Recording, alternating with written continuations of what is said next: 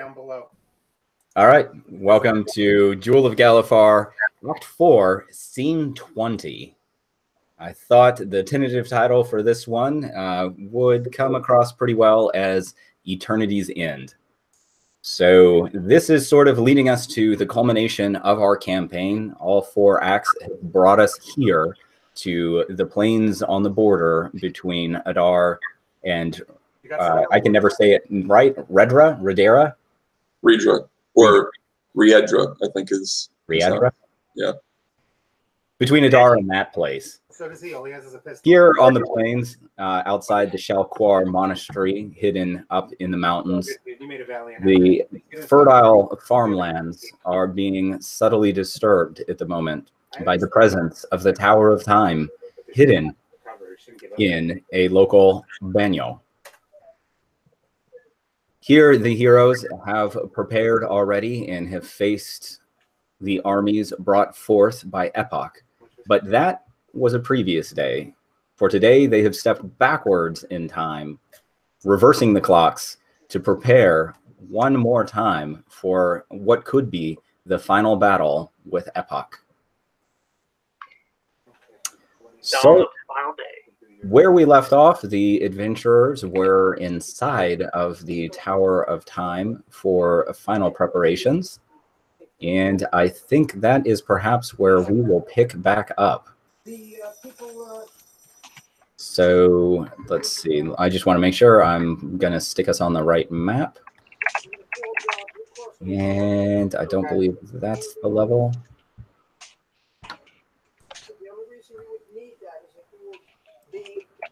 There's the ticket.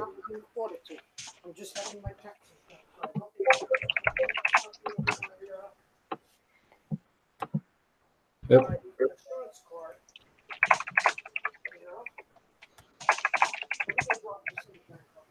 Okay.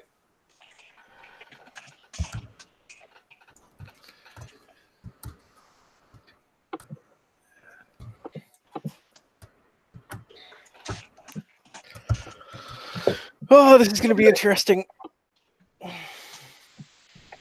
Exciting. By the way, Brandon, time stop. Definitely your best bet. Yeah.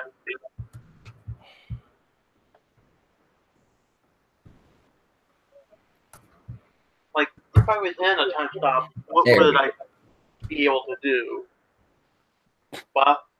Buff, start setting up summons. Like, one of the things I used to do with the original Quarion was I would time stop, and then I would cast like various tiers of summon monster around my opponent, and then break the time stop. The monsters would show up and just. I don't have summons.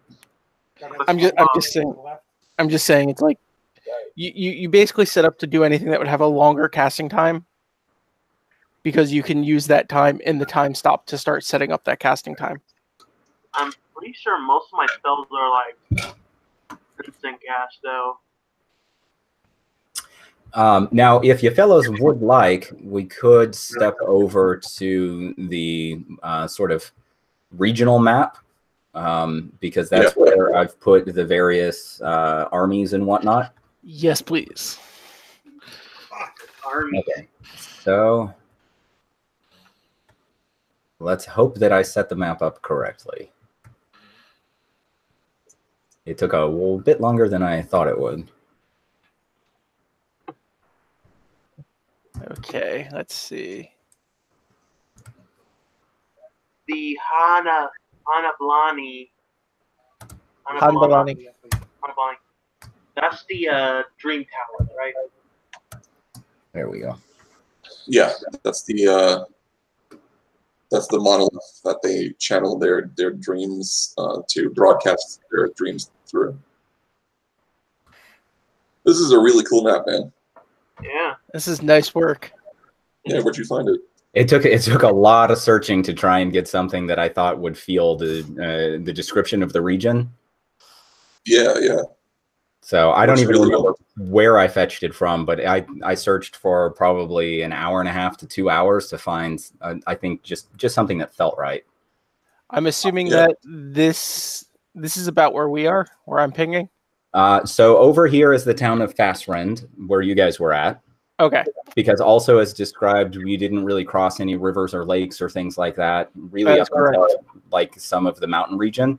So Okay. I also use some touch-up Photoshop skills to move around some of the things on the map to make it make even more sense. Cool. But as I ran down our list of epic heroes, I have the Wardens of the Wood over here, Vrak, the Black Dragon here, General Ironhorn. And you guys can actually, maybe I should click on the tokens and give control. Give someone running around. I think we're missing a legendary hero. We don't have Tira. He's down below you, Lifeline. Did I miss one? Yep, you're missing Tira Moran. Yep.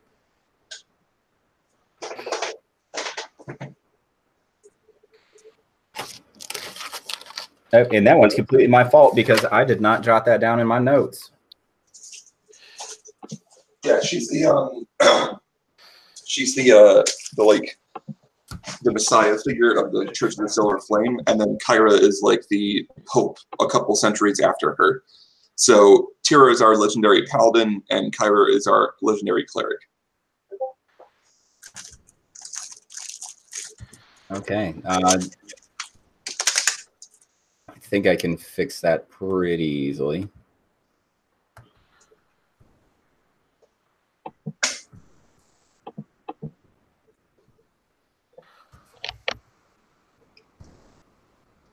But what I'll do while I'm fetching that one, let's see, I'm going to go in and I'm going to change the token properties there. Let's see, you all three should be able to move the Warden's token. Or you can fucking Yep. leg it. That works too. Do you want to take the grid off? Yeah, I can do that. I don't know if we want to, but Well, the grid's not really that important. I think now they also enabled us to be able to change the like opacity of the grid and all the rest of that. I just wanted it to not snap to grid.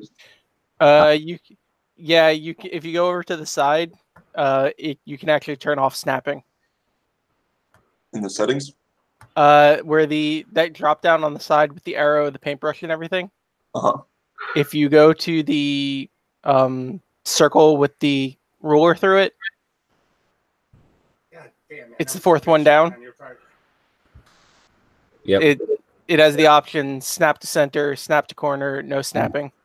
It's still But even that when only applies to the ruler, not to moving. yeah, that seems to yeah. I think I have to go up to the gear icon on the layer itself. Yeah. My man, good res. And it doesn't have a snap option there, but You might be able to turn it into a drawing. If you well, right now, click now with the grid off, it should all be solid gold. Yep. All right. I think Vrak is done. Ironhorn, I believe, is done. Mm-hmm. And what the hell? That one just messed up. Yeah, my tokens all just changed now.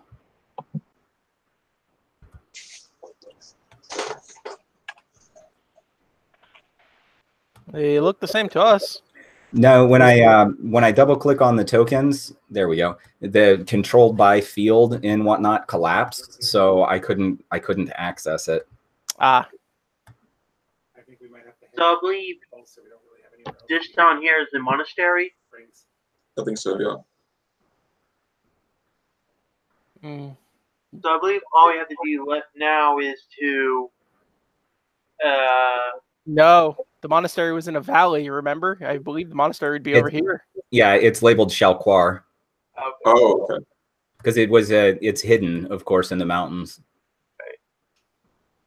Yeah, so it's right here. now I'm imagining like they set up like a Looney Tunes esque like fake temple place with like cut out people and whatnot. Which I mean is a very real You're saying like they Home Aloned it? probably. Also, I'm maybe I'm just, a stupid and flipped my east and wests, but I thought the tower that I had earthquaked was towards the east, right? East west. Even this isn't particularly. It's okay. We'll just say that down is north and up is south. Well, or we just, for sake of ease, we retcon it. Yeah. Because when I was setting it up, that was the tower that I was intending that you had destroyed. Right. Yeah. Because we're north of Shalcor, right? So this would be north. Okay. You guys can see my arrow, right? Yeah. Well, yeah. North would really just be up. I'm using the standard cardinal directions. Yeah. Okay. All right. So yeah. So we're, this is cool. Let's just yeah. Okay. I'm good. So I believe now what we have to do is move our troops online and talk to the white dragon nearby. If there's still a white dragon there. Yeah. I mean, there was in the original timeline of this battle coming, but in the original timeline there wasn't a massive amount of forces of wardens and warforged and clerics. it's probably like off somewhere taking bets with other dragons. No, it's like I got kids, man. I can't be around this shit. Who knows? It might have actually dragons are pretty freaking crazy with magic and stuff. Maybe it's observing both versions of events. I don't know.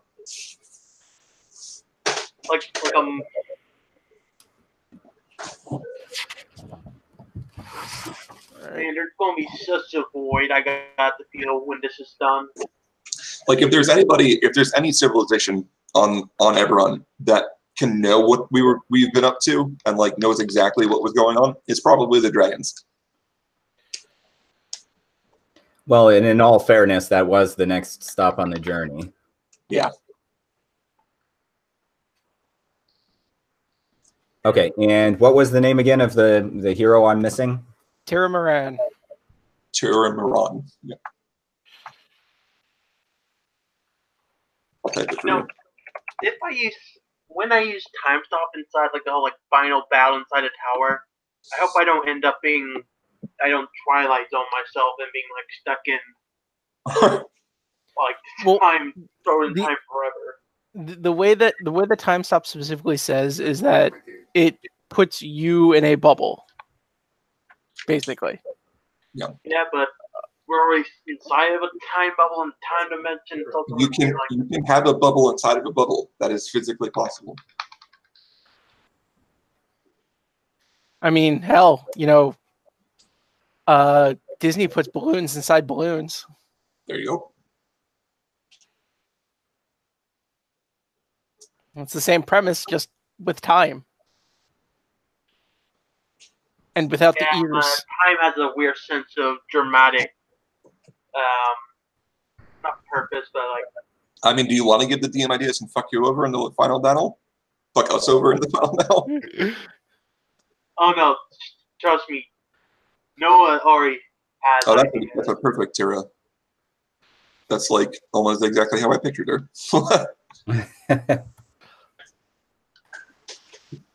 All right, Let's go ahead and give her a name. Get that nameplate out. Is it 2 R's or 1 R? I forget for Moran. I think it's 1. Yeah. I'll just look it up.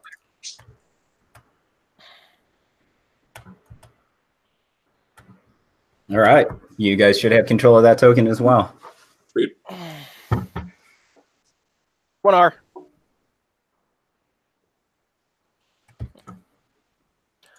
All right. Epic.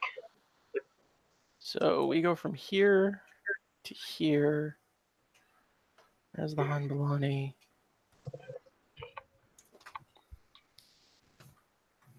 Okay. All right. So while you guys are working out this initial thing, I'm just going to go grab a can of soda. Okay. So first thing first, we destroy the Balani, and then we scry on her, tell her, yo, we're here. Throw down time. And then while she's marching to us, we probably set up ambush probably like at the mouth of the valley here. So the thing is like the most logical thing. Well, first we need to start here. We need to. Hey, you, ping. We need to start here. We need to start with who we're setting up here, because that's going to be the force that starts pushing her to us. So I think the best point for that is Anthony's wardens and Okay, now I'll make a sort of Shield. just a narrative We got no shield. kind of overlay to this, that I'm assuming that one of the things that's taking place is you guys are sort of having a last moot in the Tower of Time with each of these generals. Yeah. To sort of work out the battle plan. Yeah. And we could say that this is taking place on the third level of the tower. That way you have a sort of full view of the surrounding lands to help plan placement. At the base of my tower, which is on top of the tower.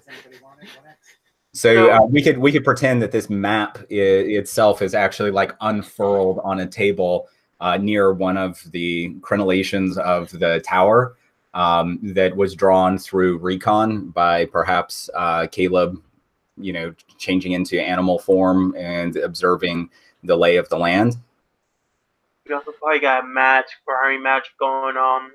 I think we should try and get some high ground up here. With like illusions, like like those like future Let's try head here. like in those future war rooms, there's like 3D hologram battle maps. There's probably one like that, but it's like illusions. I'm just gonna move our forces out of the way because I imagine the stone soldier, siege engine, and all that's Epoch's forces, right? Yes. Okay, so I'm just gonna move us out of the way so this way I can get a. And that's how we remember them. Face like maxing. Is that what it is? All right. Yeah, you recall them approaching the shell around Shalquar, flanked on both sides with their army, and it was a mixture of shock troops as well as some of their more trained scions. Right. Now, if I recall correctly, the shell is over the entire mountain range. Yes. So it's more like this, right? Yeah. Okay. So just make clear what we have. We have the Warren Wards, which are various levels of druids and psionics. Druids and rangers. Druids and rangers with a hint of psionic power. We have a couple of units of Warforged/Warforged Titans, with especially on defense. Which we don't have on the map. You have they're with Ironhorn, the Okay. Titan. So that's Ironhorn's forces. Okay. Yeah, and he has 3 Warforged Titans. Okay. And then we have Eberron and Paladinus, which are like paladins and clerics and whatnot. Right. And then we got a small task force of Elven Ranger dudes. We have the Caradol Blades, which are basically the Navy SEALs of the Arena forces. Yeah. And then So we have the big elves. Brillick, who has contingents of mixed human, halfling, and elven soldiers And from there's a dragon. Theri, and Brillick is your field commander. Okay. Oh, he was the legendary siren commander, right? Like, Yes. Yeah. Yeah. So you guys were going to use him while you're facing Epoch. He's basically in charge of running the war. So basically, what we're doing now is setting up our preliminary forces. right. So so And then- Caleb gets done drawing the map or whatever, and he lays it out, and then he looks at Brillick and he goes like, "Now what?" And then there are, of course, these 2 legion of Harmonious Shield soldiers that were beginning their mustering march, and you guys have seen them kind of come through Fasrend before. So they haven't really fielded in the region yet. They're approaching. Right. Okay. So I'm gonna say we'll have the Caradol Blades and the Wardens. Thank you, my friend. Okay. We need to cut them off. That's reinforcements. That needs to be cut off right away. We can't let that get to them. The Martials, are they reinforcements for us or for them? For them. So the initial force. So when we were in the monastery, and I was psychically projecting into the shroud, and I saw soldiers massed up in the siege engine firing. Was that just these three things? Yes, that's all that you saw. But you know that as the battle went on, Epoch sent for more soldiers. Right. Okay. The Harmonious Shield was already in the region amassing, but you know that she brings in additional soldiers as well. Yeah. Okay. So we need to cut them off. And then from what you've seen, to sort of pair up military forces a little bit more closely, the Stone Soldiers would probably be more similar to Ironhorn's troops, and the Edgewalkers more like the Curadal Blades. Okay. Yeah, the Edgewalkers are pretty badass. But the Stone Soldiers, they're humans though, right? Like we saw. Yeah, they're humans. There are some shifters. There are some ogres amongst them, but predominantly they're the ground pounders. Do we know how the Stone Soldiers differ from the Harmonious Shield? So I would say the Harmonious Shield, from what you've seen, they're more just like standard soldiers, whereas the Stone Soldiers are more like I'm trying to think of how to describe them. They would be like basically like mobile walls. So they set up and become almost like an impenetrable force. And who could that be? Okay. I'm just moving the tokens to figure out who would be best against what unit. So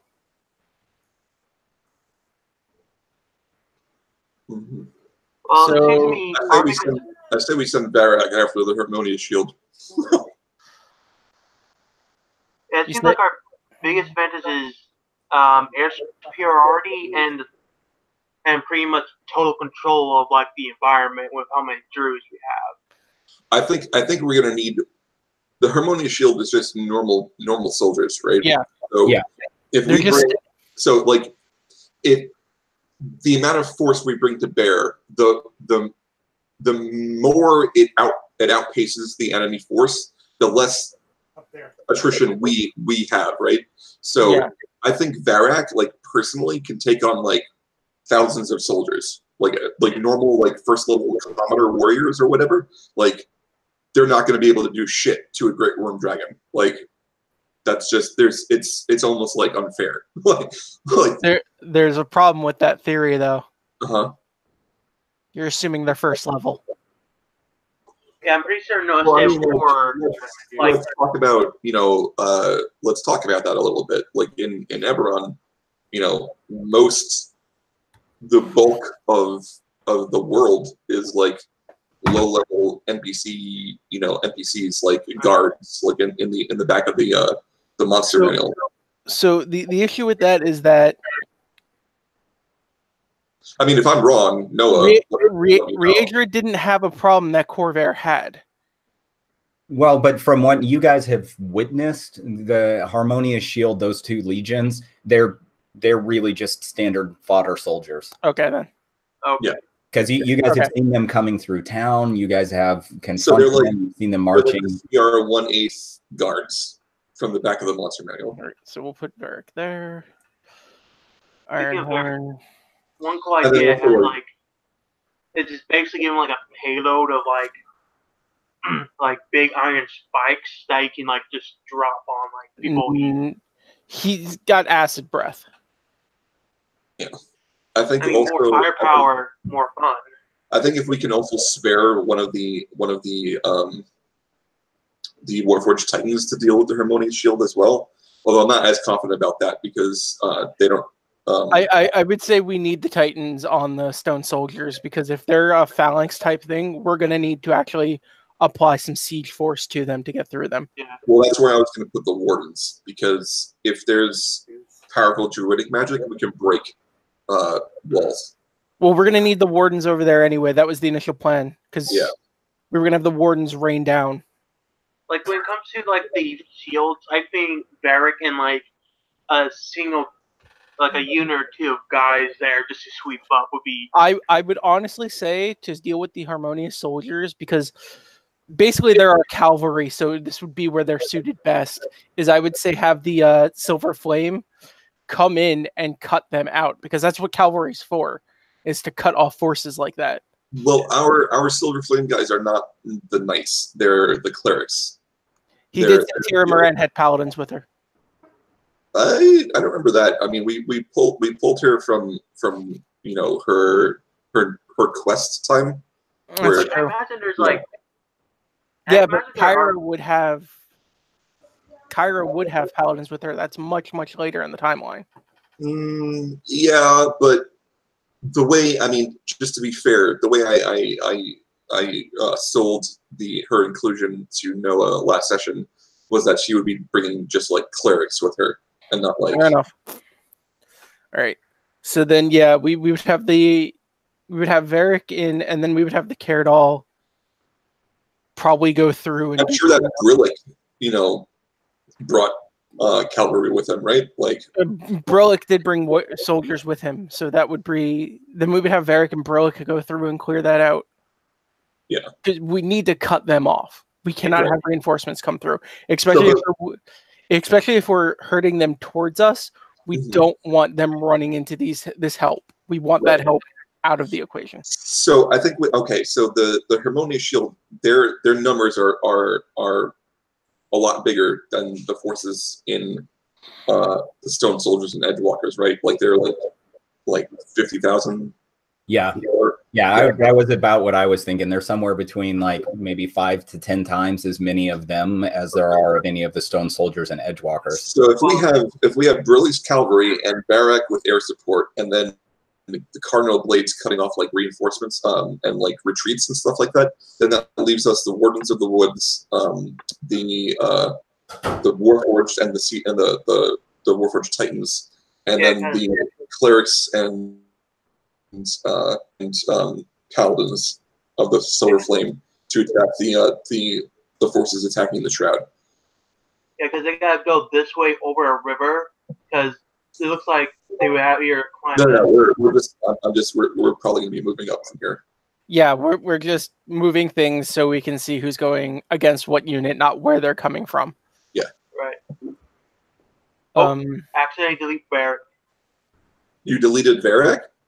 Oh yeah. no! He got shot down. Fighting at a disadvantage now. No. So how does this sound to everybody? Makes sense to me. I think it's a more accurate size for Varric. I don't think we need to resize her.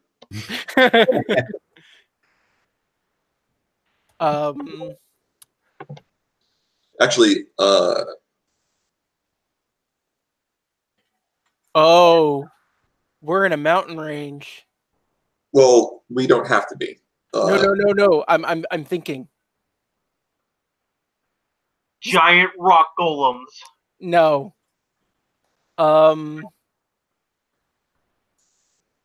Would the druids and the wardens be able to help conceal some of the forces?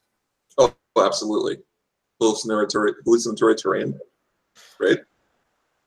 No, I mean also like physically hide them, not just make an illusion, but actually put up some sort of physical camouflage. Yeah, I think Caleb just kind of laughs and he's like, "Yeah, pass without trace." We have Okay. So there's an old tactic with one of the. You've heard the term murder corridor before, right? Yeah. Okay. So what I'm saying is that we hide some of our forces in the mountain. When they come through, we drop that concealment and just cut them off from behind. Yeah, absolutely. So this is just what I remember for, correct me if I'm wrong. Let me just get a nice bright color here. So the we kind of, when I saw them in the shroud, there was like a valley, right? And then there was like the shroud up here. And then they were massing the siege engine like here, and then they had like all their forces like around it. Right? I think this is the valley we're going with here. I'm just drawing like Okay. irregardless of what the map says. Like Okay. Like this was the shroud. I just assumed that was a vagina. Okay. Well, I know where your mind is now, Noah. Do you have enough kids? So this bottom line, that's like the looking down at the shroud, right? Is that more or less what was going on? Well, so they were in the foothills approaching, and were sort of blocked out somewhat in the foothill area. Like they hadn't even approached the mountains yet because the shell was there, and they were acting against the shell. So the shell is before the mountains then? Yes, yeah. The shell falls in just outside of the mountain range in the foothills. So they would still have, perhaps 1 to 2 more miles before approaching the mountains. They won't be in the mountains then because the shroud will stop them first. Correct. Okay. But they were pounding. Is that an accurate interpretation of the shell right there? That works. Okay. So we do have we can't conceal people in the foothills though, right? Yes, you could conceal people in the foothills. Okay. And I guess one more that I'll reveal on the map as well is, of course, you do have the Shalquar monks themselves, though in the monastery, their forces were very small, but they did tell you guys that they were mustering more of the monks from the region. But they will arrive later. They started mustering when the attack started. If we get there, we're getting there earlier to set up. We can have them call those forces quicker. Right. So I'll just at least put one of the Legion of the Monks there in the Shalquar Monastery. And again, they did say the others were coming from the surrounding region. So I think it would probably be safe for you guys to assume that additional troops will be coming from the northwest and southwest. Okay. So then they have the advantage of knowing the land too. So I would say I'm just gonna like move things over into like where they would like groups of like who's working together when. So Shalquar Wardens. Can we resize Varak so she's in scale to Brillic and the Cardinal Blades? Because she should be like 6 times bigger than them, right?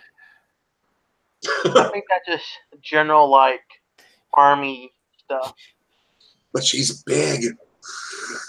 So one thing we should probably think about is like specific spells that might be particularly useful. Coming up behind us. Like I got teleport, so I can teleport. Like I could possibly teleport like the elves to strategic places if need be. How many people can you teleport? Yeah, these are not small groups. These are large. I mean, some spells might be able to do shit like that, but like you need to keep in mind the number of targets that you can do because we're talking about armies now. All right, hold on. Okay, so like that's about traces everybody within a 30-foot like radius of the caster, so that can help in like squad based stuff. Okay. Me +8. Yeah. Sorry, that's not going to do much. Yeah. How many Cardinal Blades do we have? Like 100 or so. More. Was it like 1,000? I think it was like somewhere around 1,000. Noah, you're gonna have to. Do you have a number on that?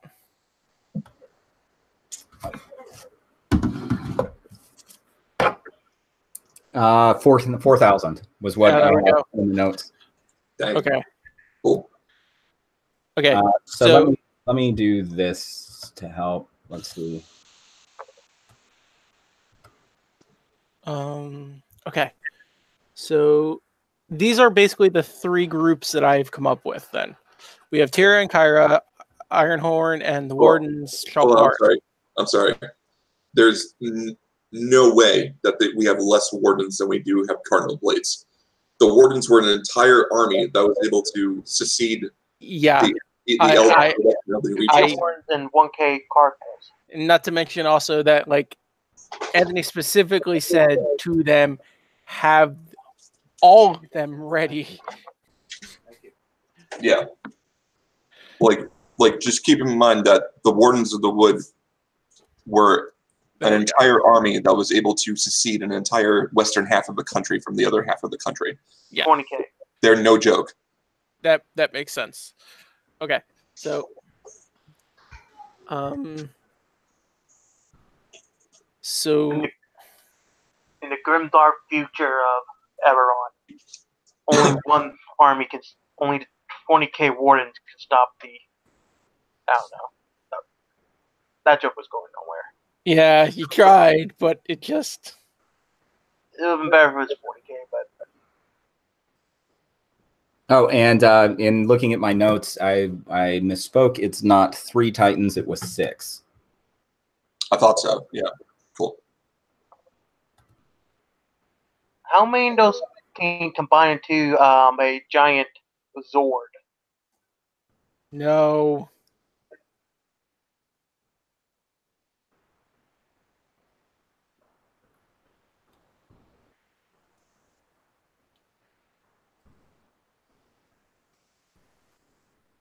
It would take all 6, at least 5. Alright.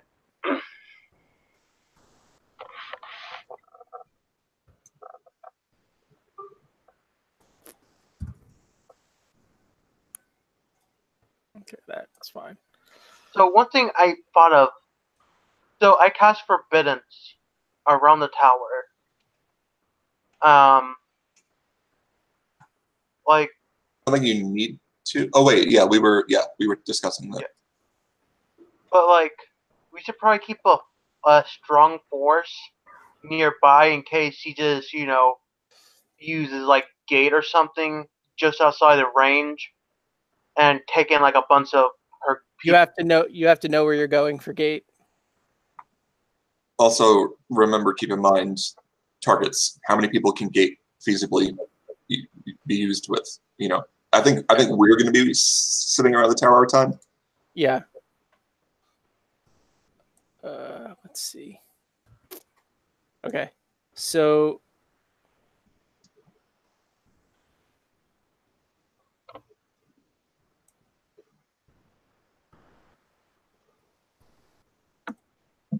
$20. Ooh, that's even with Varric.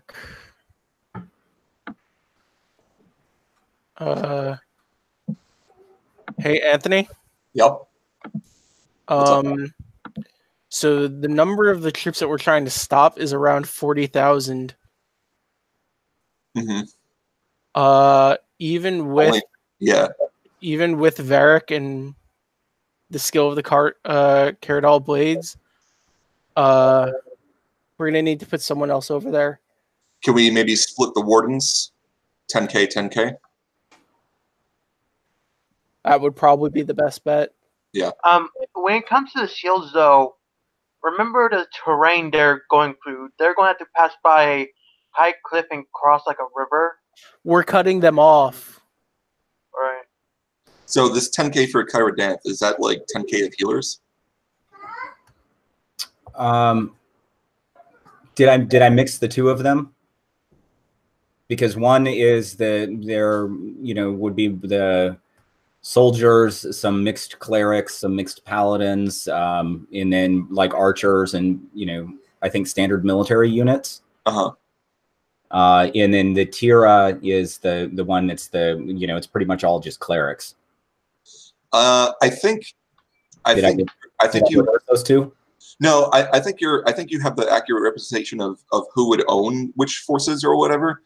But I think it'd be like, so here's the thing. I think I think all 10K of under Kira, and then the 20, and then the 200 under Tira are both from the same, are both from Kira. Because we only Kira is leading those 200. Right. We only took Tira, but I think we should move Tira to being in charge of the 10K, like all of the Therian forces that are like, holy shit, we're being led by Tira Moran. This is crazy. This is the most like, faithful thing to ever happen to us. And then Kira, because she's like the Pope and like literally drawing clerical powers from the flame, I think she would be the best to direct the 200 clerics and healers. Okay, Yeah. so you basically just want those numbers reversed. Yeah, pretty much. Right. Yeah. Okay, so the question is, and where do we set up Kira? Because Kira is triage. We are at this conclusion at this point, correct? Yeah, I think we should set her. We should get her. Maybe using the wardens before the fight happens. We should get her behind the shroud, so that we have like a place to retreat to, because we know that me alone can take care of the siege engine and prevent the shroud from being destroyed. So if we get her behind the shroud, she's safe, right? So if we get the 200 clerics in the triage behind the shroud, even like immediately on the front lines, I think we can have like retreats back to clerical healing, and then have sorties out from the shroud from freshly healed soldiers. So I'm gonna move the forces that we're gonna keep behind in the shroud. 1 second, we need to switch the 10K and the 200. When it comes to the shield, I think it might be good to have like the unit of a unit or two of the, especially of the like Warforged defender unit there, since their whole deal is like holding the line. We're having the Warforged there because we need them to break through the stone soldiers. Right. So wait, did we get as of like this meeting, did we get the 10K Shellcore monks mustered up and ready to go, or are we waiting on them? Well, and these ones would be here in Shellcore. Right. So I would say at this point, For 55. the monks are in the monastery. They haven't been activated, and the other 10K, or not 10K, but the other monks haven't been sought. So, but we have 10K monks in Shellcore. Like, I'm just moving things. Anthony. Yeah, in the immediate vicinity of Shellcore, there's about 10,000 monks there. Okay. And we've already, like, do we have a representative from there at the moots talking about all this? Yeah. We can retcon that in if you guys want, just to make. Well, we have one of them with us. Oh yeah, we had a couple of them, but they came along for the ride when we were mustering up all these forces. Okay. So I've moved all the ones that we're gonna have in the Vale to that valley there, just so we can see. So, so Noah, could you duplicate this warden token and split it up 10K, 10K? Just give me a sec to heal up.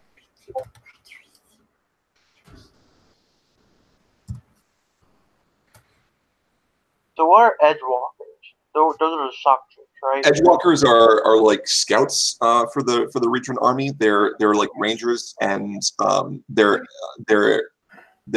adepts at planar lore and dealing with planar energies and monsters.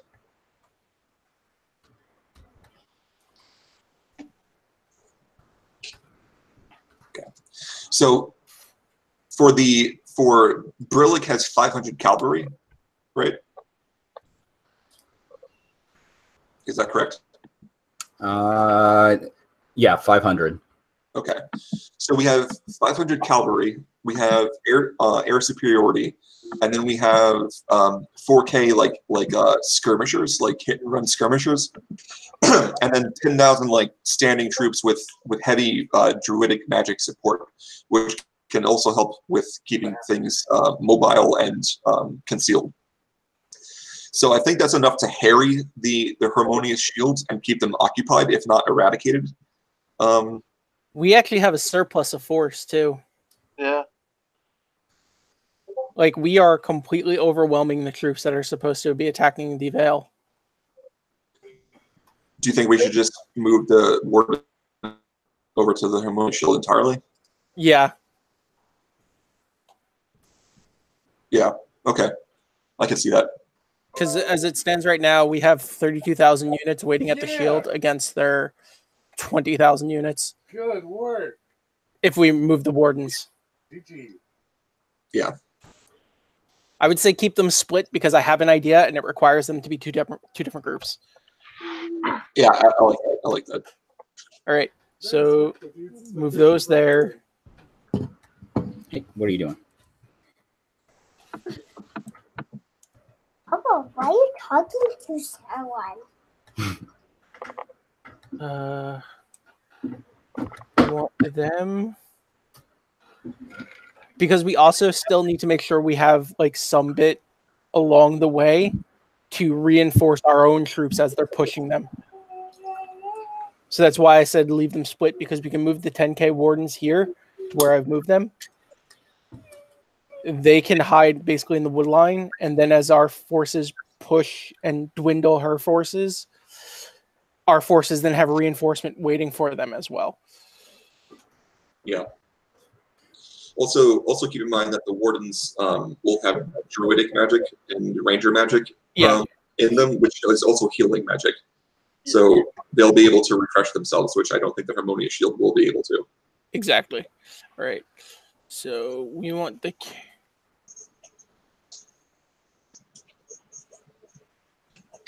Yeah, I really think that like healing magic is a force multiplier in going into this. Yeah. Because the psionics doesn't have much in the way of healing. Like they have personal healing. So even if you have like a powerful scion, like general or whatever with the Harmonious Shield, they won't be able to heal other people. This is cost, of course. Although this is me thinking about 3rd edition psionics, so who knows? Yeah. Of course, this is all fair, barring the fact that she hasn't sprung out her own like Legion of Doom dream team. Well, she doesn't know this is going to happen. The point is to piss her off enough that she comes for us, but not leave her calm enough where she thinks I can just go back and fix this my own way. Yeah. We don't want to give her that time to think about that. We want to push her hard. All right. So this is the way I have it set up right now. We have, I can never pronounce her name, Tira, the other one, Ironhorn, and the Shellcore monks waiting in the Vale for the preliminary forces to come. We have wardens waiting here, acting as reinforcements for the forces as they push them forward, as well as mobile triage, because that's also going to be useful. Right. Because, you know, as we push forward, we want our main triage to stay back, so they're a retreat point, but we want to triage forward a little bit too, to help heal our forces as they push forward. Yeah. I have it set up where from the Tower of Time, 10K Wardens, Brillic, and the Caradol Blades have already formed are like, as soon as that preliminary force goes past, they form a wall. The reinforcements try to come through. They smack right into that wall. Right. So it doesn't even give them time to get ready. They're marching forward. They hit that wall. Our forces are already set for combat. They cannot. They try to get ready. They try to draw on. It's too late. They're already getting rained down by acid and arrows, and the Caradol are just sneaking through and getting rid of their main generals. Right. And correct me if I'm wrong, but we triggered their forces of movement by going to the monastery and destroying the aspect of her that was in there, right? Yeah. Yeah, that sounds about right. Yep. Yeah. So we even control the timetable of when she marches. Yeah. And then when do I destroy the monolith? As soon as we get our forces in position, right? Well, because I think once I do that, she starts moving forces towards the north to get to the tower. Yeah. I would say because the longer we keep the monolith standing, the more chance they have of the siege engine breaking through the shroud. Because it was only like my intervention that stopped it from happening in the first place, because the monks started to like dwindle. Well, you held it back. It was when I killed the hybrid that it finally reinforced it. Yeah. And I mean, like, if we have to do that again, okay, but I mean, like the way I The see thing it, is, though, is if they're already ready for that, if they know it's coming, they already know what to do then to have to reinforce that and everything. So they were caught off guard last time, which is probably what caused most of the problems. right. You go there and go, hey, there's about 20,000 forces with a very powerful siege engine coming at you. You need to reinforce your barrier now. That gives us more time. Also, like, I imagine, like, if we did the voice party and then descend upon her, not only is she going to be mad, but a lot of reports are probably going to be tied up, so she can't really, move north without, Oh no! By the time that she gets to us, by the time she turns around to head for the Hanbalani, her forces are probably going to be at half, if that. They're probably going to be lower because it's 20,000 versus 32,000. 10 of them have terrain advantage. 10K of them have terrain advantage. 12K of them don't get tired. There's a triage unit there. So I think we okay. So Conifer is still with us, right? Yeah. Yes. Okay. And I asked Conifer if she's capable of casting hallucinatory terrain. I think she is. What level spell is that one again? I forget. I was hoping we could just. Well, luckily we have it right there. Yeah. Hallucinatory terrain is 4th level. Yeah, she can cast it. Okay. So I'm going to ask her to go with Ironsides, and then mask the 6 Warforged Titans in the foothills with using hallucinatory terrain. Just like build up like a higher foothill, or just create a foothill that wasn't there before, and hide the Titans behind that. And then, like when it's appropriate for Ironhorn to call the order or whatever, then I want the 6 Warforged Titans to go straight towards that siege engine and destroy it. Okay, so let's see. So Ironhorn is way over there. These are not placements for them. These are just kind of. That was just so I knew which group was in which area. Yeah. Wait, look at the spot of, like, right now she already has, like, the ability to mind control dragons, right? She's just doing it to. No, she's not. No. Oh, okay, I thought she had, and this was just her just tying up loose ends. Okay, so Ironhorn is in the foothills. Right. With all 6 Titans. Mm-hmm. And he's hidden. And Conifer. Yeah. And that would, and so like, so Ironforge's, Ironside's forces are kind of like the main front lines of the battle at the Shroud.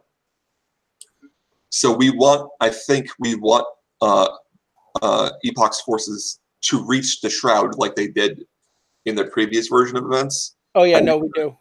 And then when they get there, I want them to be bogged down. So we're going to have Ironside like concealed and his whole forces concealed, and then so have Epoch's forces arrive at the Shroud, start setting up like they're ready to like lay siege to the Shroud and break it or whatever, and then like in the middle before they're ready and settled, all of a sudden the illusionist drops, the terrain is different, and then all of a sudden they're being rushed at by 10,000 Warforged, 12,000 Warforged.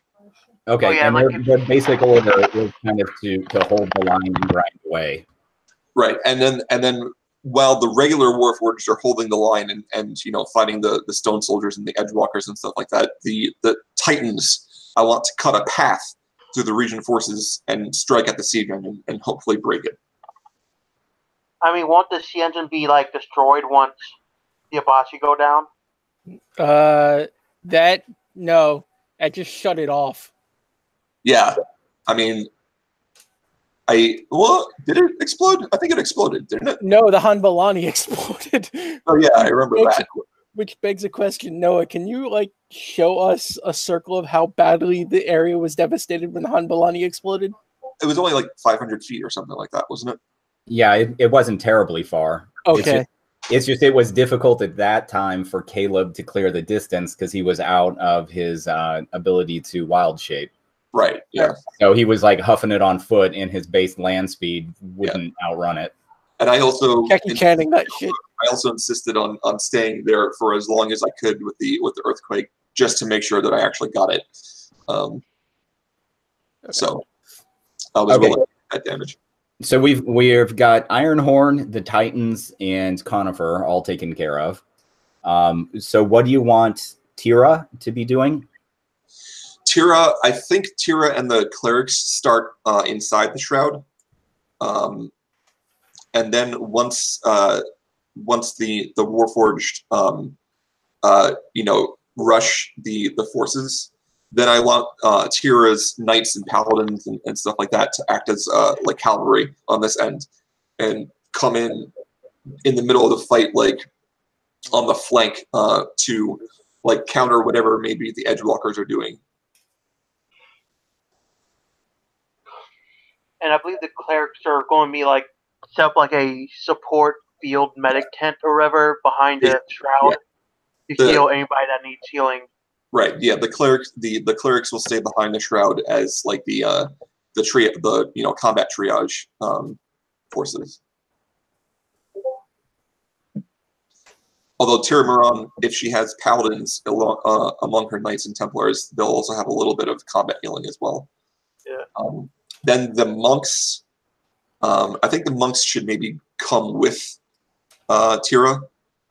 So we have the Warforged set up the initial front line and initial charge, and then when the region forces turn to deal with them, then the knights and monks come out of the shroud to flank them and get them from both sides in the pits.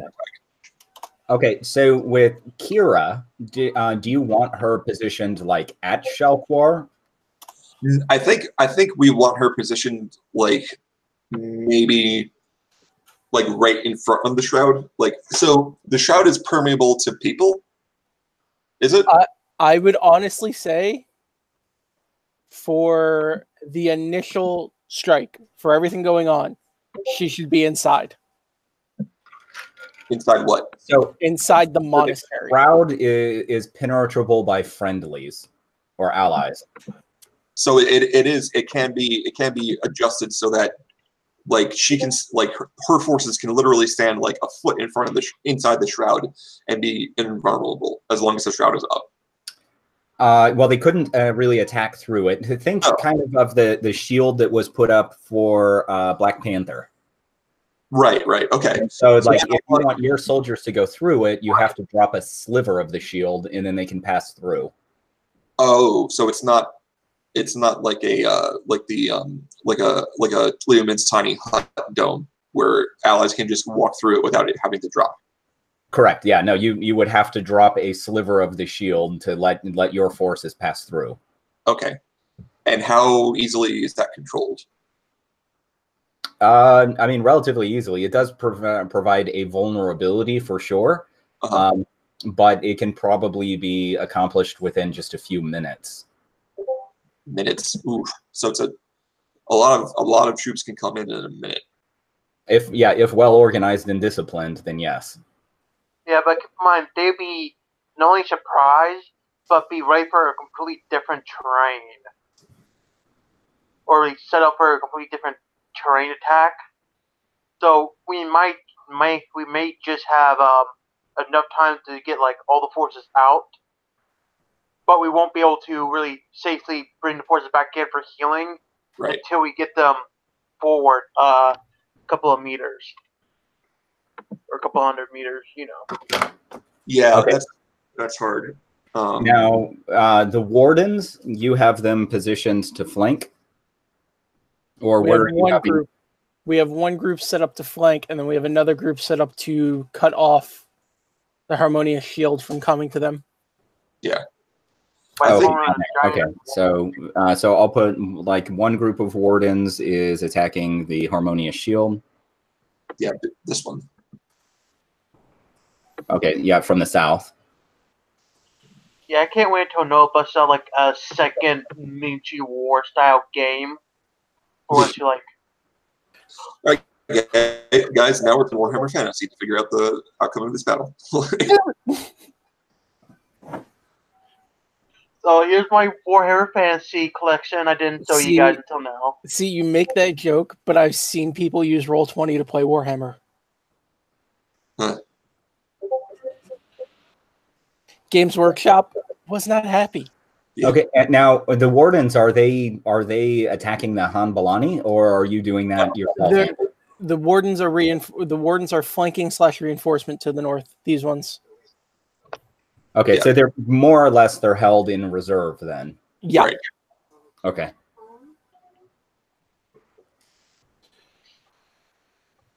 And then also they're kind of like they will meet any forces that come north when I destroy the Hanbalan. Okay, so held in reserve to intercept. Basically, yeah. And they're kind of acting like mobile triage. Right. To be honest. I was assuming that the shroud would be like the Leoman's tiny hut, but large, like made large. But if it's to the point where we have to close the shroud for up to a minute to get troops inside of it, I don't think that's going to be feasible for triage and stuff. I mean, like I said, like I feel like. So the thing is, too, you have to remember, he said it's only a sliver of the shield that needs to come down, not the entire shield itself. Correct. Yeah, but how big is the sliver? That is controllable. So you can have, I mean, I kind of view it almost as like, Moses, like lifting out his hands to go part the Red Seas sort of thing. So you can open it to just slightly wider than your soldiers, so they can pass through, but not like a huge voluminous like opening to where you have to thin your soldiers out. It's adjustable. And I feel like we can get it down to like single file has to be used. I would find that allowable. Okay. Like also keep in mind, Caleb, like I said, not only did we surprised, but they'd be set up for a completely different battlefield, giving you illusory terrain, and for like a different. That's not accurate. Where the hallucinatory terrain doesn't actually stop people from walking on the actual terrain, and we're only using the hallucinatory terrain. What I mean is like we're only using the hallucinatory terrain to hide the Warforged troops. It's still going to look like the regular field. It's just you're not going to see the Warforged. I thought it would make it look like a different terrain. So they would have to like deploy their troops differently and whatnot. That would have to be like a massive hallucinatory terrain. Like you would literally have to make it not look like mountains anymore. Yeah, what I basically want to do is add a foothill and then have the Warforged army beneath that foothill. Yeah. So in that case, then I think we still want to have the 200 Kyra healers and clerics relatively close to the shroud, like maybe 10 minutes behind it, or even right up on it. Because I mean, let's be honest, clerics are not squishy. They can wear armor. They got really. Yeah, like all you really need to do is have one cleric like right by the opening and have them cast Spirit Guardians, and then people are just going to be wood chippered trying to get through the shroud. Yeah, D10 plus Mia armor plus most martial weapons. D8, but yeah, and no martial weapons, but I don't know. close enough. But yeah, so I think having Kyra set up the triage like right in front of the right inside of the shroud is okay, right? Yeah. Yeah, that sounds logical. Okay. I think we're basically set at this point then. I think so. Right. The only thing we have to do now is we actually did talk about what we're going to do with the tower. Yeah. So I guess we, go out. I cast Forbiddance, and head I back tell the inside. farmer to get the fuck off his land because shit is about to go bad. I could probably teleport the farmer and his family out. No, I just go knock on the door. Hi, you don't know me, but there's a massive reagent army coming towards you. You might want to leave. I kind of Caleb kind of pushes Renockus to the side a little bit, and he looks right at them, and then he shifts, and then he casts Thunder Wave on nothing, like not hitting anybody, but there's just a large, thunderous noise, and I just go, get out. It works really well for the squatters at the monolith. Fresh eyes. If you want, I can teleport you and your family to a nearby city if need be. And let's see, the guy actually has a name instead of just random farmer. Yeah, but we didn't talk to him long enough to remember it. Yeah. Look, I'm not gonna lie. Faron, that was his name. Faron. Faron, he does look definitely frightened, especially because he, at this point, had no real familiarity with you guys. Yeah. Yeah, I hadn't caused him to crack his head on the door yet. No, so he does. He grabs his family and they hoof it out of there. They take off. All right. Now let's go kill that aspect of Epoch again. Okay, so you guys, I'm assuming at this point you just kind of follow the same path that you had taken. I grabbed the idiot that got himself killed last time and basically pull him out of the way. Right, yeah. Yeah.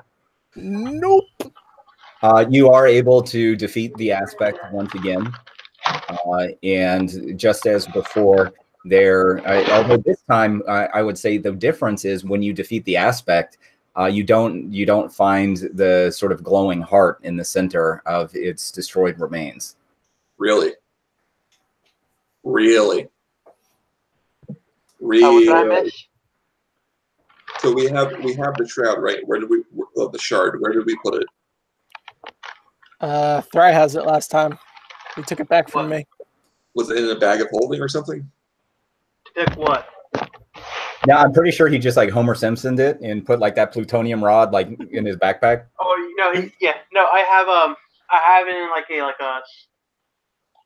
in a sealed glass jar, flask in a bag. In a normal bag. Yep. I mean, we don't have a Not even extra dimensional. We don't have one of those. There's nowhere to put besides that. We don't have a bag of holding. Nope. No. We don't have a bag of holding. So as you're saying this, Theri's like basically holding this, glowing heart thing in a mason jar. Caleb just knocks it out of his hand and just shatters the jar on the floor.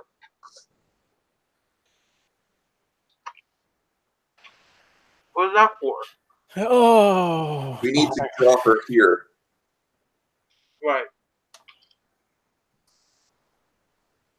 I could open a jar.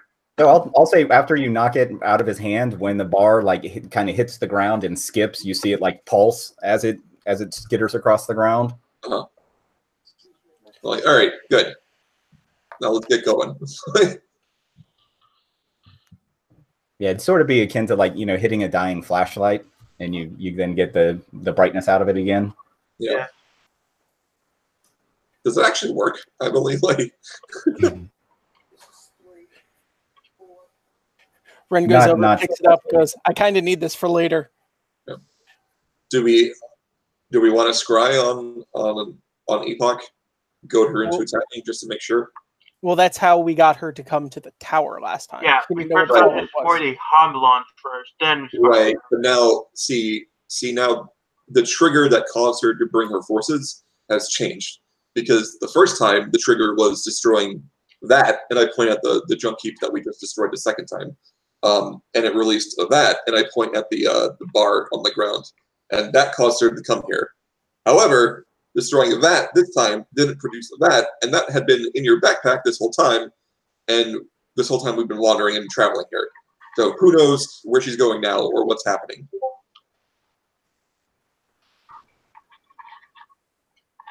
I mean, there's an easy way to find out. Right. Ren goes outside and calls Moonin.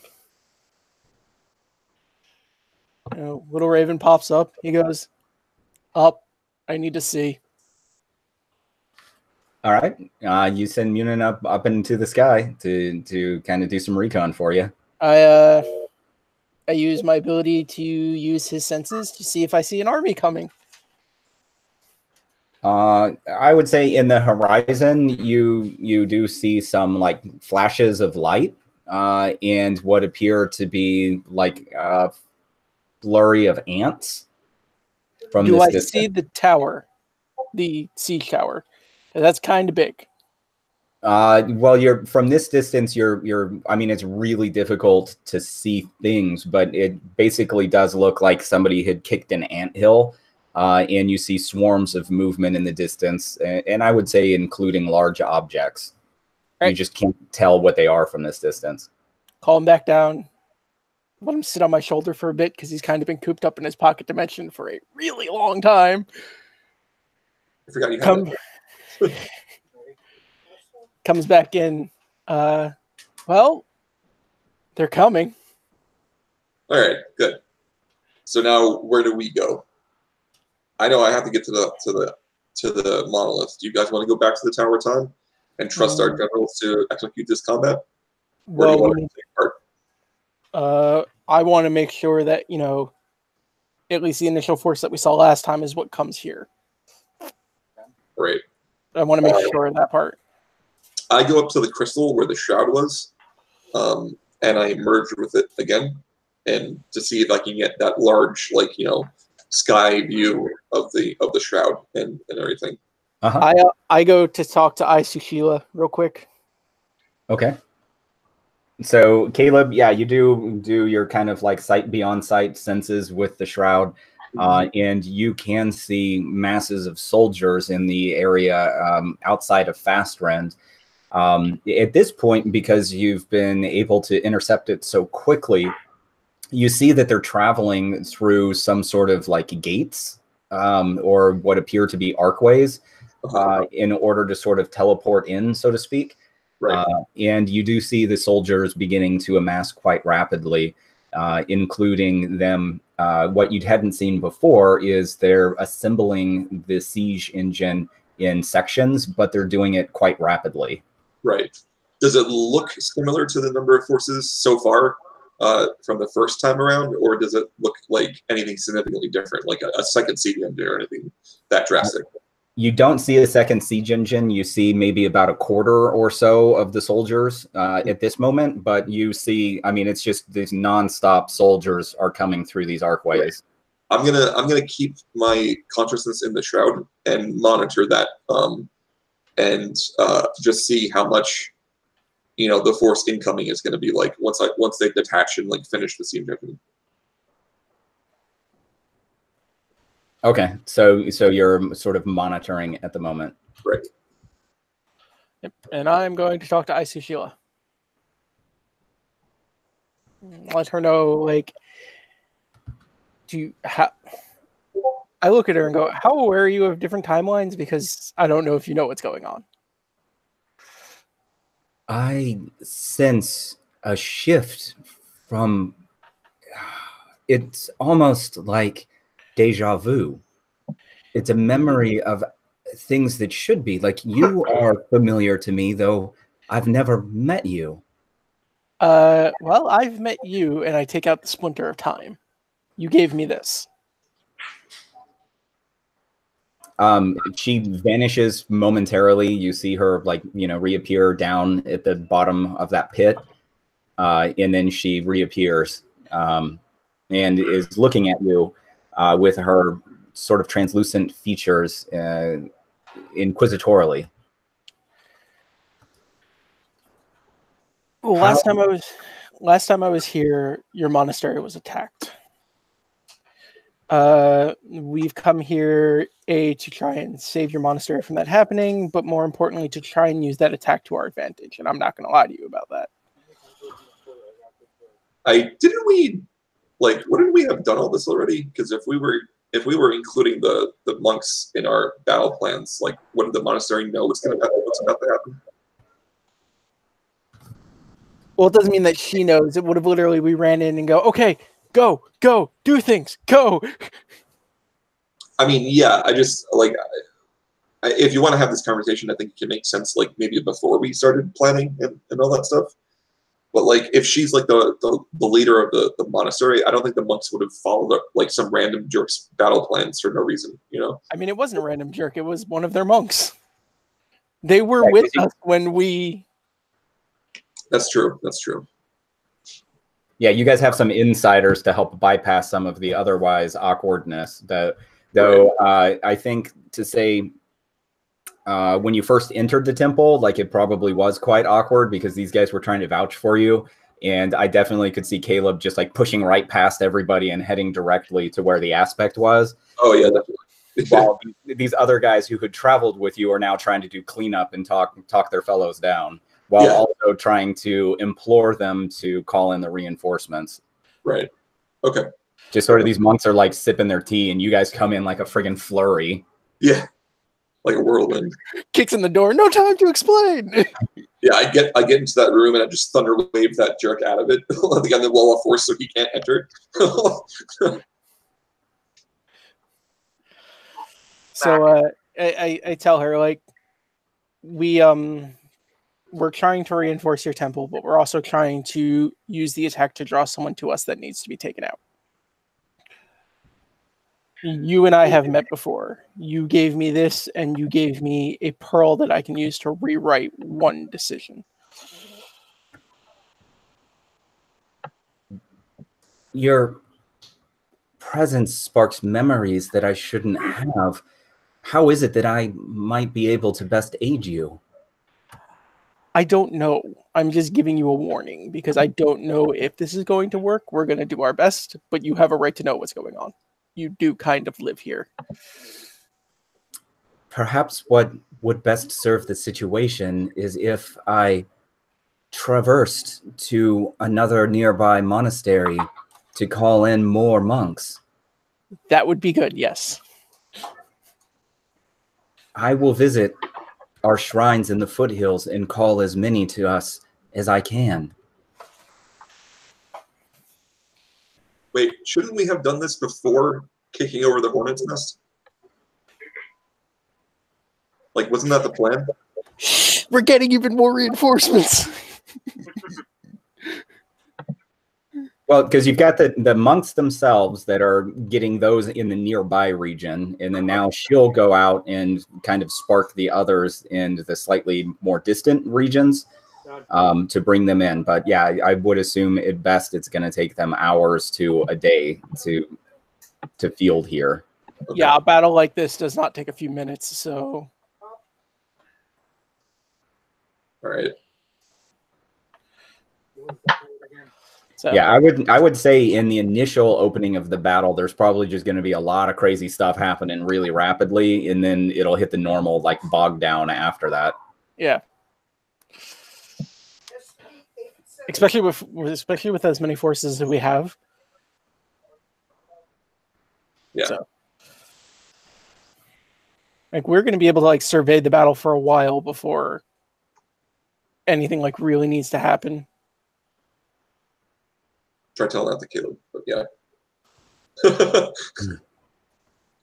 Caleb, no, don't jump the gun. What's that? Jumps over a rifle. Damn it.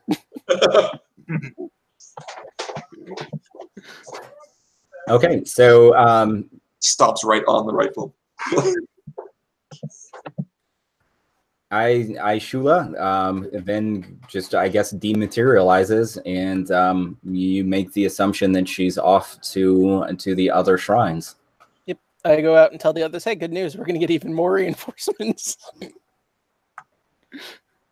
That's good. You come into the crystal thing, and Caleb's just kind of like staring off into space and doesn't respond. A hand on the crystal. So I suppose now we get our final preparation of the towers done and rest up. I mean, that's all we can do at this point.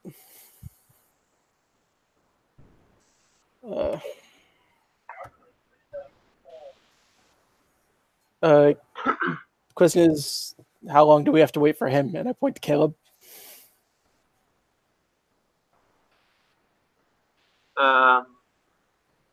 I mean, I can go try and wake him now. I would advise against that. Well, I'm like standing up. I'm not like asleep. Yeah. He's just kind of off in a trance, which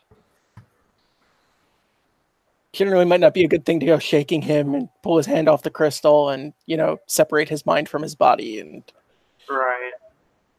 That can get uncomfortable quickly. yeah. So I'm monitoring the situation on the progress of Epoch's forces. So I would say while Caleb's off having that conversation, that you're watching things transpire. The soldier at this point, Renockus had that conversation. You're seeing the soldiers begin to taper off, coming through these portals, and the siege engine has been assembled. They're sort of bringing it up near where the shroud is at, and it's powering up for its first volley. How long did it take them to get from their gates at Fasrend to the shroud? You would probably guess maybe 6 hours time. Okay, so when they started detaching from the gates and like had their final numbers and began approaching, it was the same size of a force that I saw the first time, right? Yes, you don't detect an increase in the size.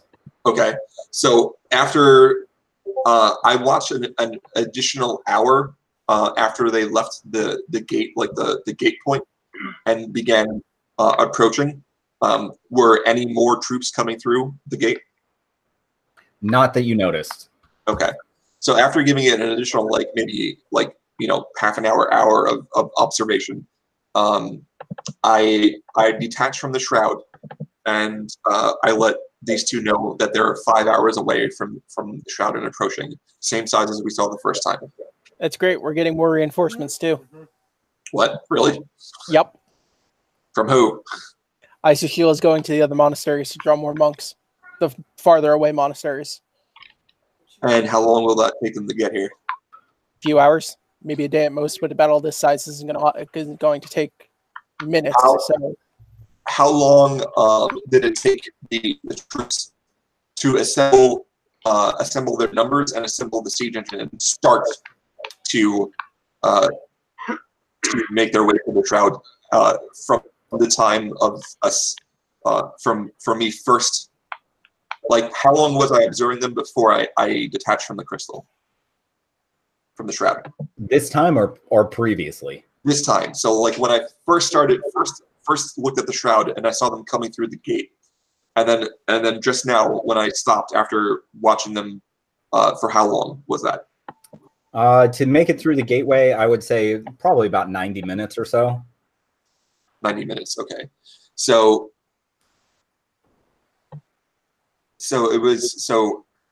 it took them about maybe.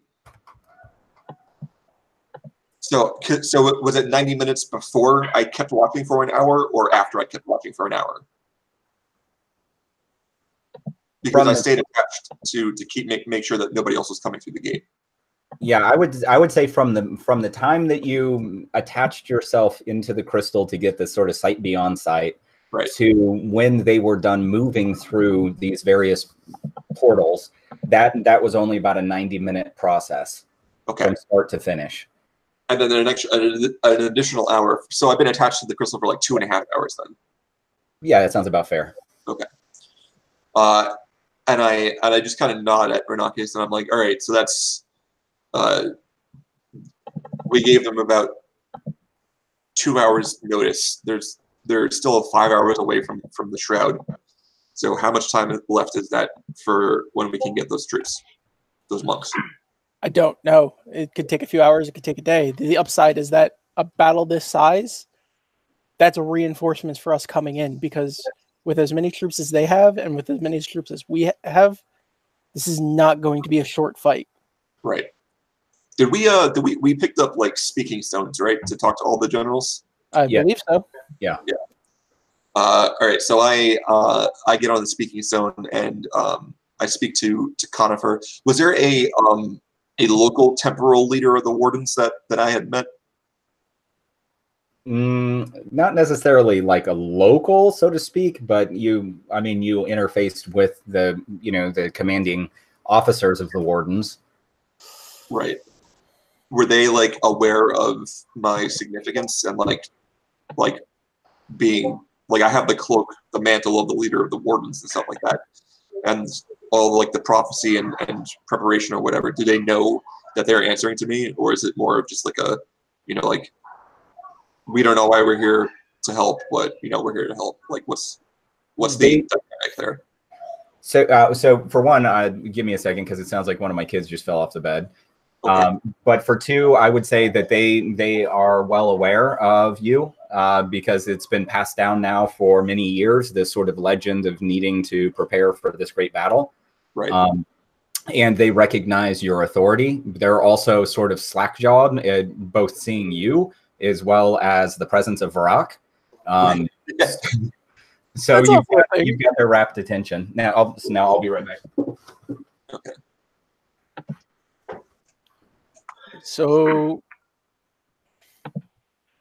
yeah, this is not going to be a short battle. Yeah. Fucking serious. Like, I imagine. I wonder how Noah's going to handle this. If he's just going, fat out pro, like, description, drawing probably maybe D20s in the background, or is he just going to have this as background while we move towards the battle with her? I don't know. Okay. See the way she's cool.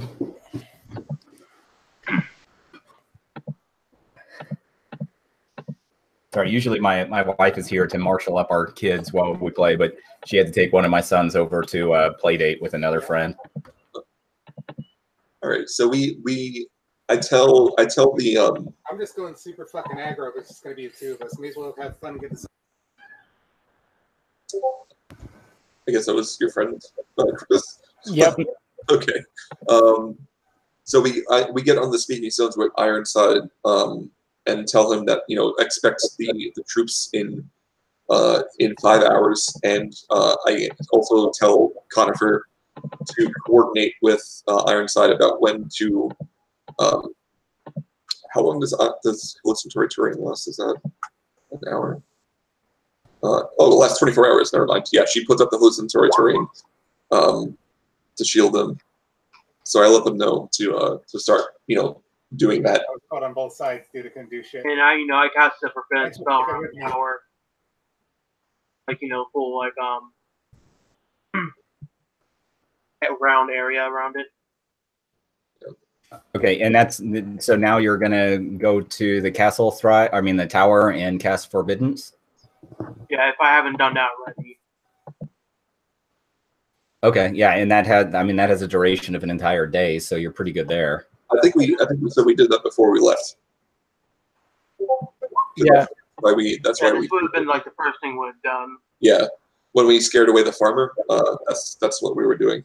It's 40,000 square feet of floor space and height of 30 feet above the floor. So like 20,000 feet around the tower, right? Or am I doing my math wrong there? Yeah, it's 40,000 square feet. I mean, that's a almost like a Costco. It's like a football field. Yeah. Yeah, you're fine. I think it's like 200 feet square or something like that. Yeah, 200 feet square. Okay, so So how are we going to do this whole fight, Noah? This whole like big three-way army thing. So before that, though, it says the average square foot of the smallest Costco is 73,000 square feet. So that's a pretty big area, like half of a small Costco. Still, that's a lot of floor space. Okay, and then what was your question? How are we doing this? Is this going to be background to our big final fight? Are you going to like describe somebody or rolling somebody 20, see how it goes, or how are we doing this? Well, I guess the question would be, how do you guys want to approach that? Because you still have, the drawing Epoch away and battling her while the fight rages on.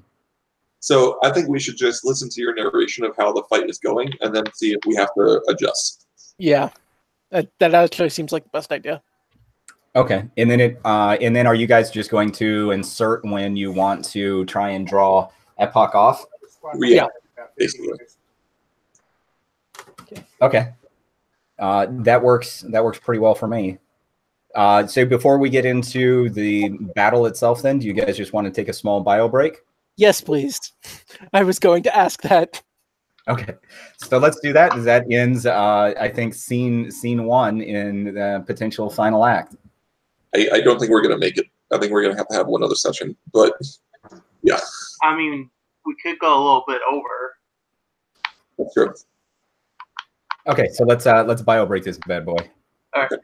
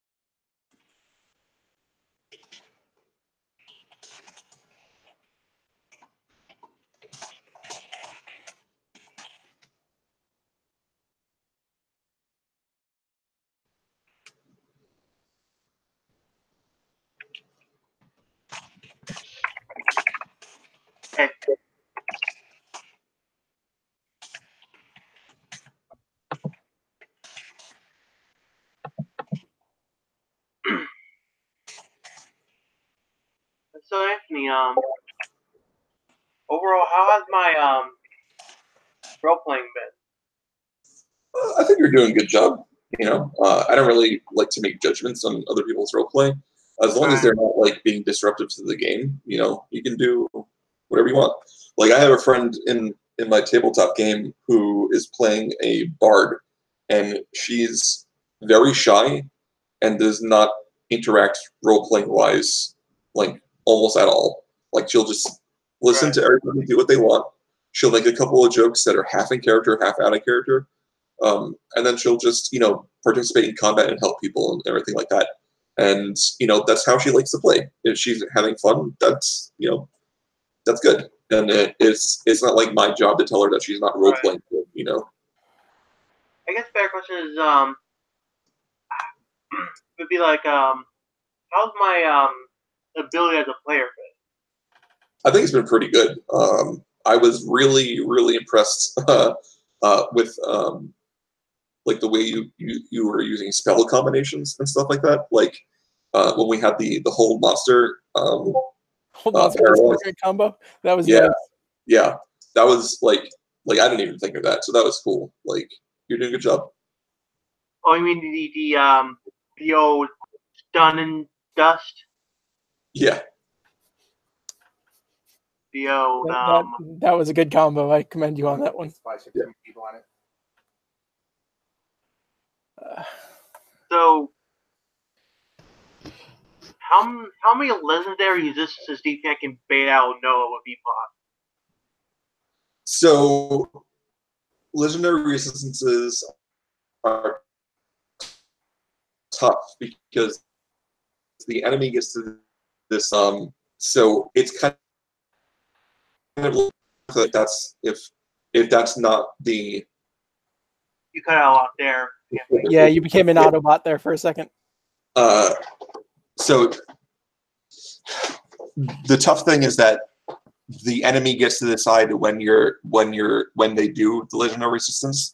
So you almost have to hide from your DM what your actual battle plan is.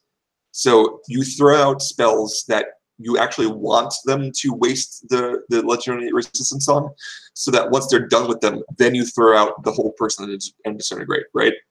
So like throw out like banishments or something like that, right? It's like a relatively low level spell, but if it happens to hit, it's still like that sucks, you know. So the only ones I can see that might cause them to use that are old monster, I have two old monsters, disintegrate, max spray, dominate monster. So the thing with right, yeah, like so if you're waiting on dominate monster, like dominate monster is what, like 8th level? Yeah. Okay, so you have one of those, right? Yeah, I'm not sure it'd be useful on Epoch herself, unless she brings in multiple guys with her. It's totally useful. It's totally useful. Like, well, you can dominate her and then like have her like jump off the tower into I don't think she can do anything harmful for herself. No. You can. They just get another saving throw. Right. And if I remember correctly, when it comes to like legendary actions, you can use them Over here.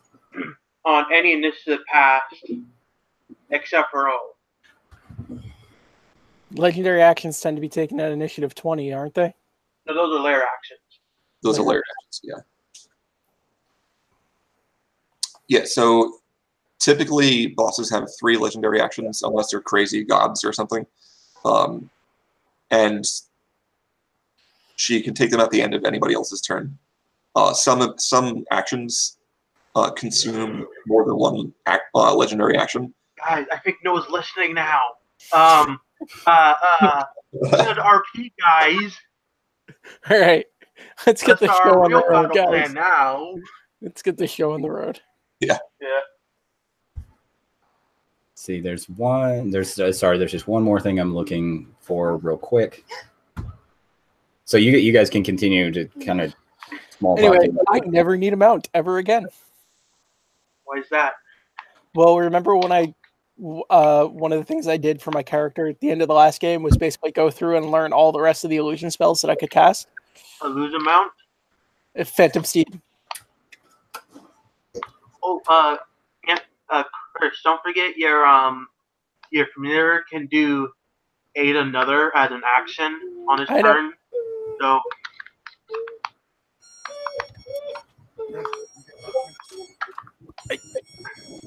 So just to let you know, that spell doesn't specify that it gets another saving throw if you give it a suicidal order. Yeah, it's nasty. You know, everyone calls necromancy the evil Oh school. no, definitely enchantment. Definitely enchantment Yeah. is the most evil spell school.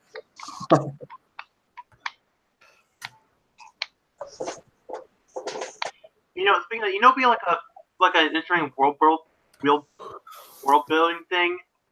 Have guys, I'll be stuff right back. like love potions be like illegal. Oh yeah, definitely. Or are like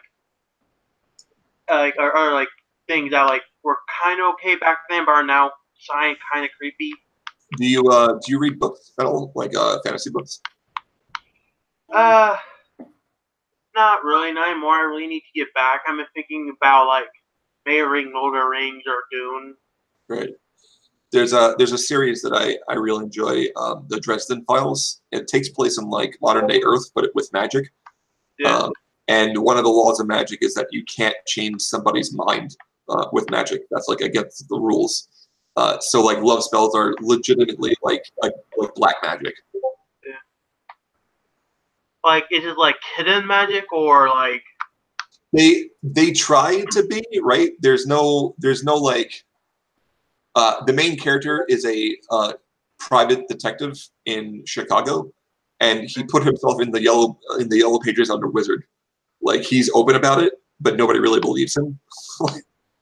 I'm back. I find like big, like how do they keep them secret? Yeah. All right. Anyway, let's get back to the game. Yeah, we got ding dong ditched. I was trying to figure out what was going on. That's always fun.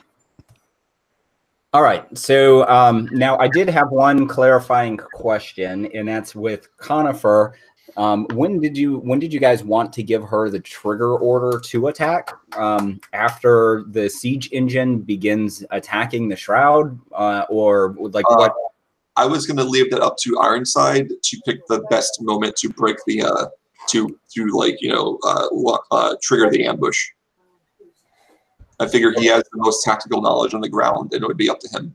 Now, Ironside and them, are they behind the line of the shroud or in front of it?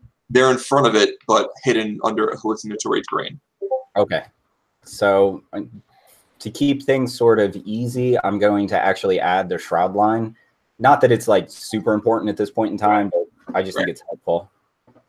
So I'll go to the map background layer and draw it there. And then Epoch brings her extra troops who are hidden in illusionary terrain out. Yeah. Don't give Noah ideas. Why you give Noah ideas? Why you do this? Because Noah is a grown adult who has his own ideas. And don't need my half-baked, bad, jokey ideas. I'm leaving the heavy mag on the Okay, so let's rock and roll this bad boy then. Out on the plains, separating Adar from the lands of the farming, a great battle begins to take shape. The Redaran forces, drawing might from the nearby Hanbalani towers, fuel a mighty siege engine filled with psychic energies. It sends its first massive bolt of psychic energy hurtling high overhead and into the shroud that's protected Adar from incursion for now more than 1,000 years. With that first strike, the shield holds strong, but the valley is filled with the ringing sound of energies clashing against ancient energies. Immediately following the first volley, while the psychic energies still trail high in the sky, leaving behind that sort of second vision as if staring at the sun for too long, one of the foothills, not far from the engine, dematerializes, almost like an illusion. Trying to come up with a better description. I forgot what the hell you call those. Mirage, like a mirage. There we go. Yeah. Which doesn't even provide ample time for the soldiers to realize what's happening before 6 towering monstrosities begin to bear down upon the front line. In unison, the Warforged shout with one voice their attack, and they launch forward at the front lines of the Redaran soldiers, who are taken momentarily by surprise. Metal on metal rings through the air with clashes and scrapes of sword and axe against shield.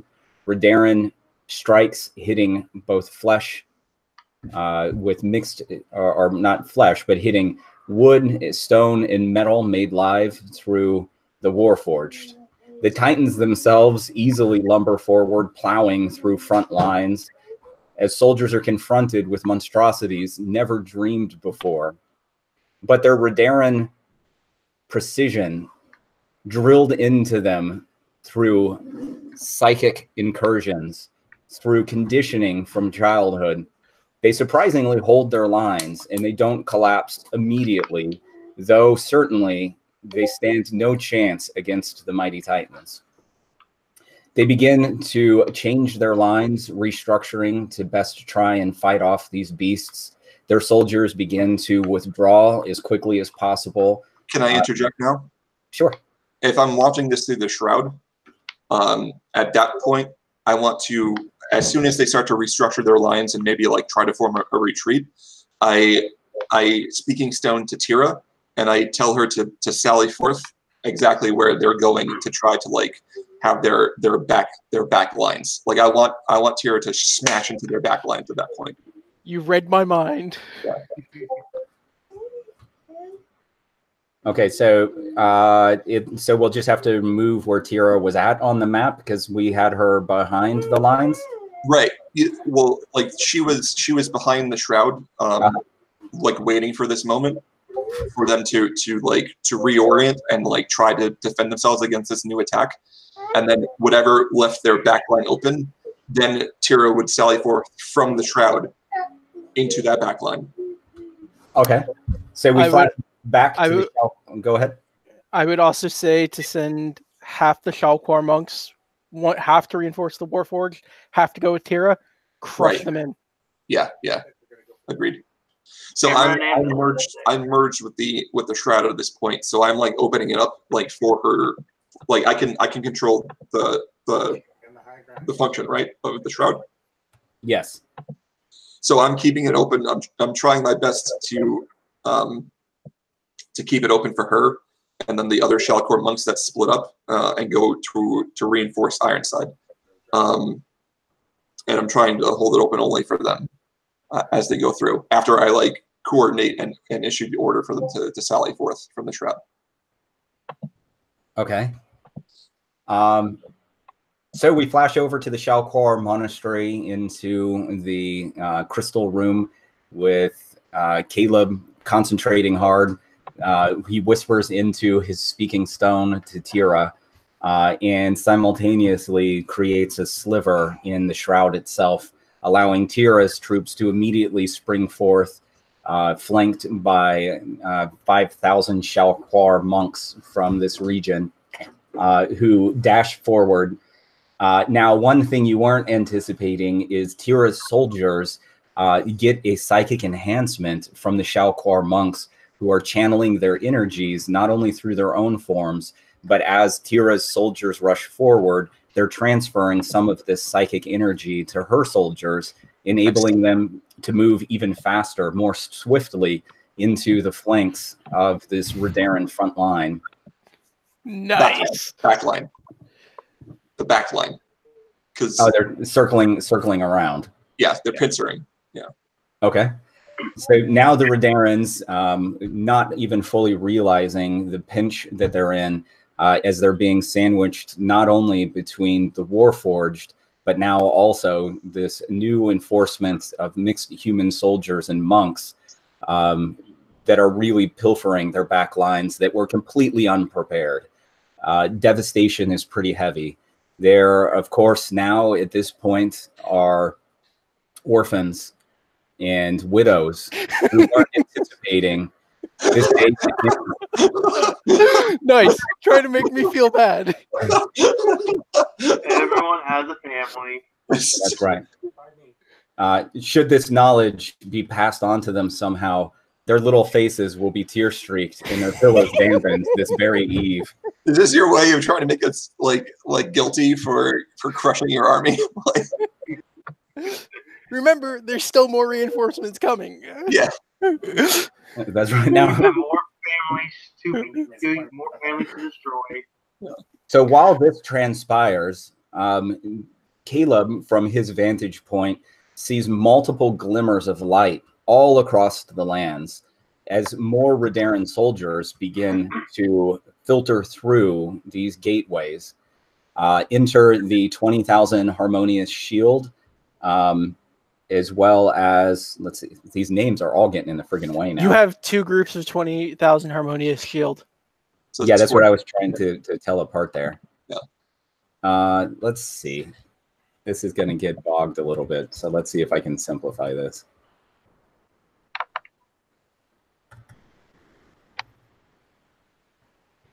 If they're hiding, it could be 2 people or fewer. I wish there was I don't know. Are you guys aware of some easy way just to hide all these friggin' names? Right click, and you should be edit hide nameplate. Oh yeah, I guess I could just do that. Yeah. So I'm guessing you didn't expect us to go back in time to get Eberron's greatest hits. Well, I mean, he had like 3 weeks to prepare for this. I think it's that Epoch didn't expect this. Yeah. Correct. Yeah, and actually, for a long time in the campaign, that was kind of the intent, though it was more.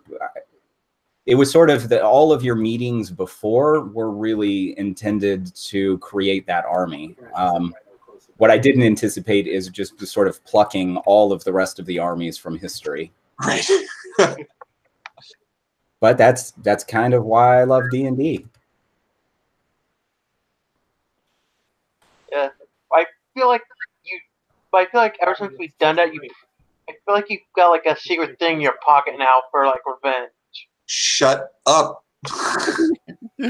Why you do this? I'm not giving ideas. I'm just guessing at what he's doing. Well, now you're letting him know that you expect it, and that it maybe would be a good idea to have it in the session. Otherwise, you might be disappointed that he didn't do it. So shut up.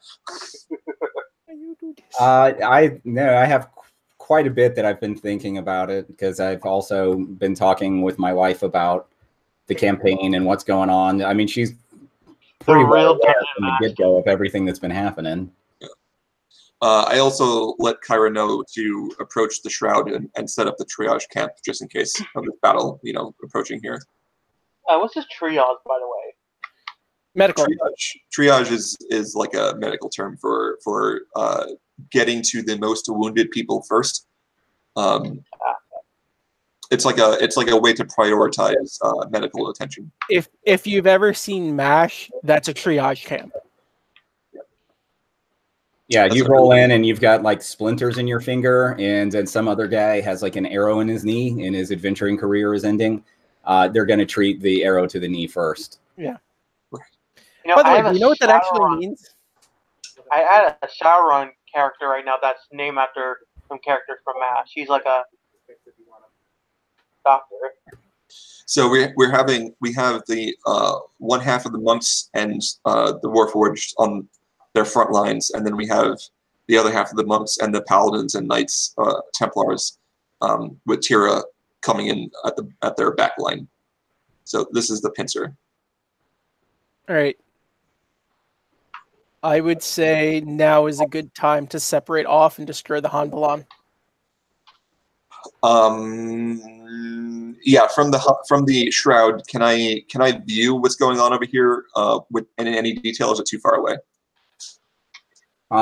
Sorry, I think I just got rid of all those names. Now we can actually see the tokens on the map. So what was the question? So this battle over here seems to be well in hand and going pretty well in our favor. And we were thinking now would be the time to separate off and maybe go to the Hanbalan. But I just want to observe this action a little bit before I go, if I can. Is it too far away for me to really see much detail? No, you can kind of, almost like Google Earth scroll over a little bit in order to see. You can't go like super far. I would say not far beyond Fasrend is really the limits of the vision. And at that point, like you still could kind of Google Earth shift, but things then kind of just fade out and disappear. Fog of War. Yeah, basically. This is giant RTS at this point. Thousands upon thousands of soldiers amassing now from gateways all across the landscape. And they've clustered up into these specific areas where you had anticipated them to come in from. So I'm guessing, like, while I'm connected to the Shroud, Renockus has to, like, speaking stone with me, even if I'm, like, right in the room with him or whatever. So I respond back to him and I tell him, like, let me see how the reinforcements are doing on the field, cutting off those other 40k troops. So let's see how that goes for a second before I pop out. All right. I'm going to then speaking stone one of my own generals in the Caradol and give them the very simple order of take out as many as you can, as quickly as you can, prioritize high-powered targets, break their morale. All right. So you see the first group of approximately 20,000 soldiers marching in rank and file towards the front lines. When they are just due south of Fasrend on a road that is familiar to you as your feet have tread that path before, suddenly their progress forward is hampered by dense undergrowth of thorns and thickets blocking their way that hadn't been there mere moments before. This is followed swiftly by a contingent of Trents that are summoned forth by the wardens. In addition to that, you see that coming up from the ground itself are elementals that the wardens are beginning to summon in. More reinforcements. Oh boy. Reinforcements. They meet head on with the Redaran soldiers and begin to hamper the progress of the soldiers towards reinforcing the front lines. It becomes almost a bit of a stalemate as some psychic powers are shown amongst this legion. But while this begins to initially grind to a halt, from the north, Brillic charges down with cavalry on their flanks, while also at the same time, the Kiradal blades materialize almost from shadow to attack the other flank, decimating the forces quite rapidly, while an additional 20,000 soldiers of Redaran troops are beginning to approach to bolster. Their progress, however, is halted almost instantly by a gigantic black dragon moving in to rain acid down upon them, while also summoning in elementals pocketing throughout their oh range. my god, she's like a 20th level druid. I forgot about that. You know what? One of those guys drops weapon, shields, I'm out. Hands up, walks away, I'm done. I'm dealing with it today. Go back to my family. Yeah, I honestly completely forgot that she's like a 20th level spellcasting druid as well as a dragon. Like, yes, she's quite powerful, that one. Yeah. Oh god. You know what, guys? I'm pretty sure he put too much people there. I think because the wardens who are over by the Hanblan are like, what do we do? I kind of just contacted them. I'm like, you guys are good. Just hold tight. I think I don't think tell them to help evacuate the people from the Hanblan. That won't be necessary. I can handle that myself because I did it the first time. Now, one of the things that Caleb does notice is Epoch, who had been standing on the siege engine, is sort of surveying what's happening. Right. And you see her blink out, and then she reappears amongst the soldiers that are being flanked. You don't see her really take any actions other than she's looking around, and your eyes are drawn because there's like a flash of light when she blinks out and blinks in. Right. And you see her do the same thing, blink back towards where Varrock is at. And I tried to speaking stone Varrock and let her know that Epoch is on the field at that bright light. When Varrock sweeps her mighty head downward, she spots Epoch almost instantly and lets forth a mighty blast of acid, which Epoch, as it's approaching, blinks out once again. Though this time you don't see where it is that Epoch goes to. Okay. All right. That's a problem. That's a problem. Yeah. I come out of the shroud and I say, Epoch has definitely been provoked.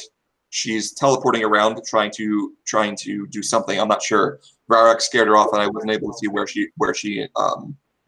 she popped back in. I'm gonna go destroy the Hanabli Atlas now. I think now it's time for you two to teleport back to the tower, and I'll meet you there. So You ready, Ren? As I can be. Slap on the back. take me Teleport. with you. Take me with you. Yeah, Okay. I am. So we teleport from Shalkor to the tower, and then right outside there was a tree. Right, I run straight towards the tree and I tree stride to the Hanabli. Okay. Then I approach the squatters there. I do my shift and my thunder wave to scare them all off, and then I start casting earthquake. All right. So you begin the destruction of the tower. Right, and then this time when the tower finally explodes, I wild shape into a peregrine falcon and fly out of the distance before it catches me. I am going to send a standing stone command to those wardens that we had there and order them to cut off any possible retreat of the units that are at the shroud. Yeah, that's perfect. And this way, when the other monks eventually show up, these guys are done. They're done at that point. Okay. Sorry, I missed that. I am having the group of wardens that we had at the Hanbali move forward and completely cut off any kind of retreat that the Epoch's units at the Shroud might have. Uh-huh. So this way they can't retreat to go for more units because we already know she's gone. We don't have to worry about her then. We can have her come to us at that point because I can just scry and draw her to us. Okay, so essentially now we have the wardens somewhat back to back and drawing apart from one another to sort of force the reinforcements back while fully surrounding the soldiers at the front line. Yeah, because remember, it was 5K. I see you added the word former. Nice. Because remember, it was 5K helping stop the reinforcements, and then there's another 5K that we just had sitting, so I'm having that 5K move in and cut off any kind of retreat they might have. So how long does it take a peregrine falcon to fly this way? I think we said it was like 2 hours or something like that. No, it was a few minutes, as I recall. Yeah. Yeah. Because they fly like the speed of a jet. Yeah. Well, it's not that they fly like a speed of jet. What they'll do is they'll go up high and then dive at an angle, and they're the fastest divers. So they'll dive at an angle, break, go up. Yeah. So I fly a beeline back towards the tower. And when I get there, I tell Renockus, I'm like, okay, now scry on her. Yep. I look at them, get into position.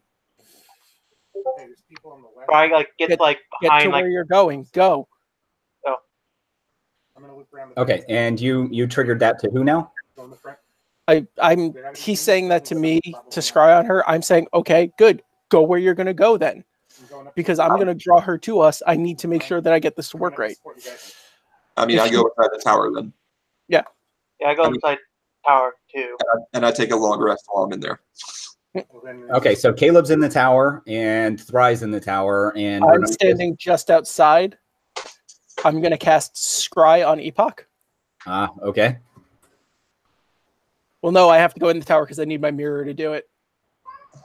Because I need to be in my tower with my mirror. So I go up to my mirror. I cast Scry on Epoch. Since we're all in the tower, let's be there at the same time so we can, all be there to like entice her? He would only know about me. She only knew about me last time. She didn't know that you guys were with me. She just knew where the tower was because I was the one scrying on her. Don't we have to scry on her outside of the tower? That's what we did last time, right? If we're not time bubbled, I can scry on her from inside. Okay. Yeah, if the door's open, you guys are cool. All right, you actually pick up where she's at almost instantly, of course, because you're able to use the focus, which is the heart of her aspect. And you actually see her in a sort of somewhat ruined-looking city south of where you guys were located at. And she's speaking with like a pretty savage-looking orc that is adorned with all kinds of trinkets. And even through this, you get the sense that this is a very powerful individual. But what's more concerning to you is you see many units of mixed like orcs and monsters, or monstrous races that are also in the same area. And Epoch, after she speaks to him for a second, looks sort of again directly up to where your hovering presence would be, and you swear that you see her smirk. And then she vanishes again, and it's a really odd sensation in this scrying spell, which loses her for a second. But then you see her reappear, and your scrying is drawn to her far to the north at another city. And there she's speaking with a relatively young-looking, what you assume to be Kalishtar,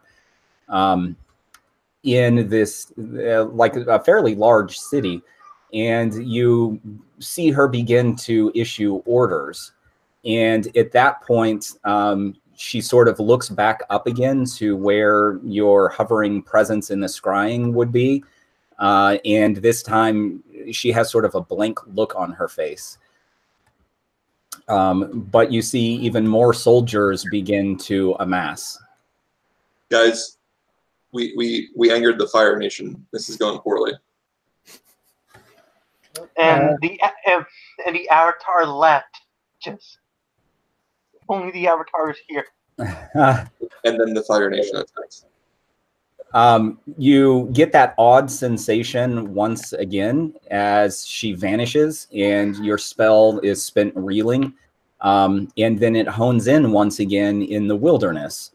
And Epoch appears in this thicket that you don't really see anything else around until Epoch does almost like a whistle. And you see another single human sort of stand up from being camouflaged. And again, you hear Epoch speaking to her, saying something along the lines of like, "It's time. They've moved faster than I expected. Strike now." And then she vanishes yet again. And mere seconds later, she appears at a distance away from you. I would say approximately 40,000 feet away from the base of the tower. All right. And now you feel the sort of might of her presence outside of the tower. All right. I break the scry. I take my sending stone. I command all of the generals who have them, be ready. Reinforcements are coming. Reinforcements for them are coming from a farther distance, so be ready. And then, while you issue that command, you also kind of, and this one I guess would be like a cut scene because you guys don't actually get to witness it yourselves. But the 6 Warforged Titans, which now number only 5, they continue to cut their swath through the frontline Redaran soldiers, while elementals and the wardens, who many of which are wild-shaped, are also continuing their assault on the rear flank of the frontline soldiers, also being smashed by the paladins and clerical troops as well as monks.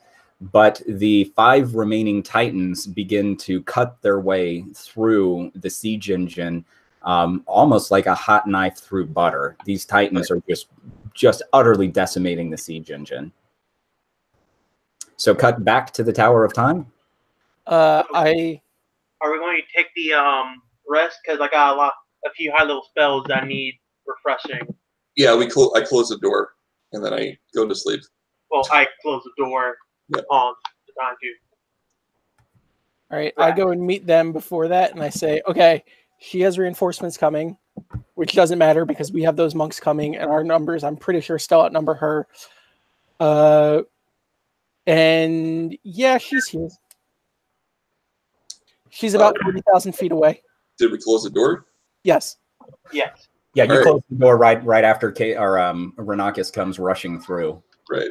And now the tower is in stasis.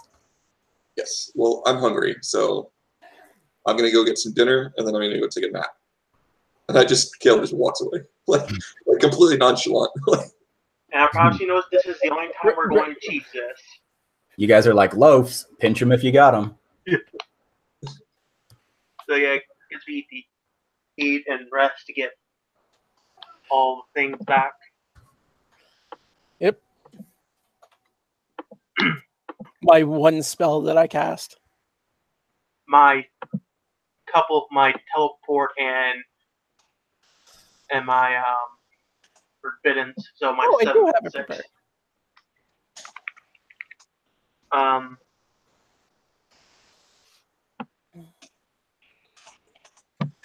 So once Fry's done resting, he says, "Well, looks like the time has come." Ren walks up and slaps him in the head. All right. I will admit it isn't the time for puns. Gink. But I am ready to finish this. Ren looks up and goes, before that, and activates the Hero's Feast table. Can you? It's just a magic item. It's not you actually casting it. I forget how it works. Yeah, it's just a table that casts Hero's Feast. It's a magic item. Yeah. So I guess roll the 2d10s. You want me to, Noah, or do you want to? I think it's probably more fun for players to roll than for a DM.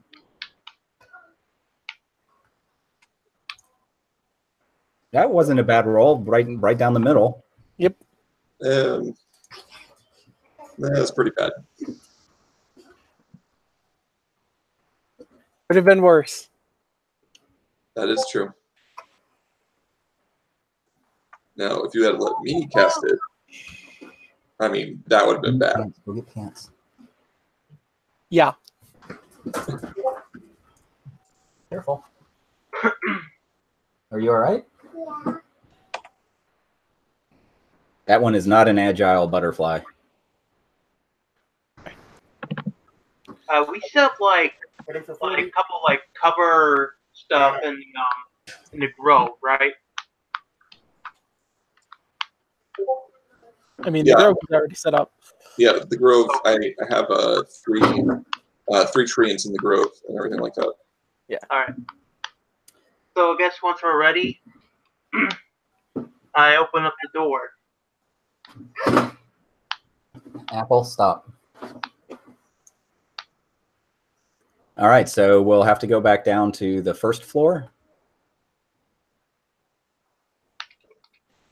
Yep. Okay, so let's drop that ribbon. I'm sorry. I want to adjust my spells known for the next day. And he's still in this bush. And while you guys are preparing, of course, Axiom walks forward. And Axiom looks a bit different than usual. He looks probably more like a Warforged at this point. with like spikes and weird sort of patterns painted across them, like literal kind of like war paint, but like a child would understand war paint to be. And is decorated up and sort of ready. He just kind of took his hand and went, gah. He bought the woman, right? Basically, yeah. Yeah. Sir, I find it quite odd that for the first time, I am unable to see tomorrow. I mean, Sometimes it's better that way. yeah.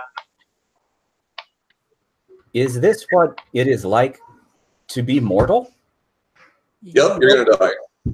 I wouldn't go that far, but it is would be like to not have clairvoyance, such in the way of time. This is an unfortunate and confusing experience. Yeah, well, this is how we live every day. So It's best not to ponder it. It tends to make it worse. So, speaking of, what are you going to be doing during the final battle? is he a liability?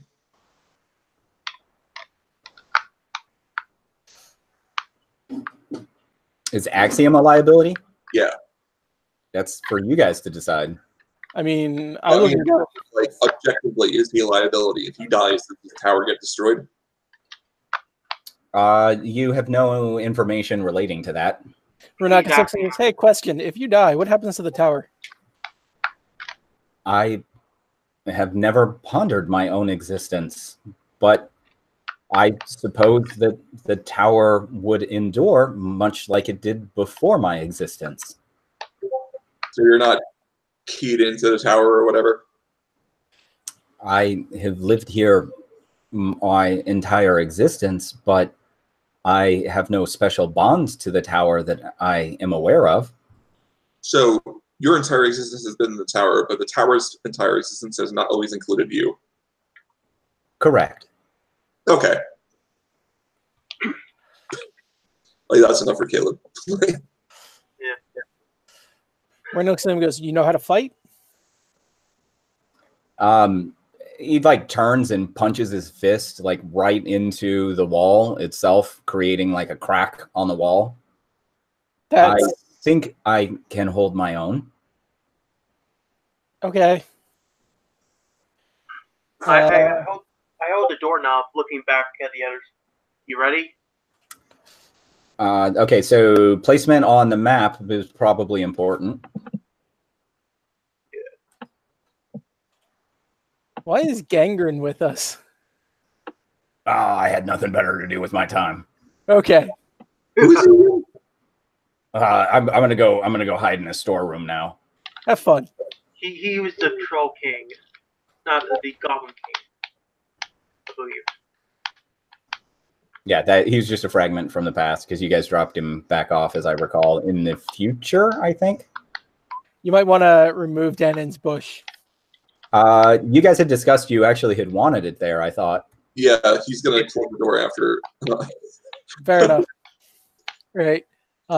His one job in the final battle as a It's member of to this, shut that door. as a value member of this party is to shut the door so we can time bubble Epoch inside here. Ren draws the Fang of Cypress. Ready as I can be. I There's look just a cloud of darkness over him, though. to Caleb. He looks back at you and then just goes, "What?" Are you ready? He's like, "Yeah, just get on with it." Bride takes a deep breath, turns, and opens the door.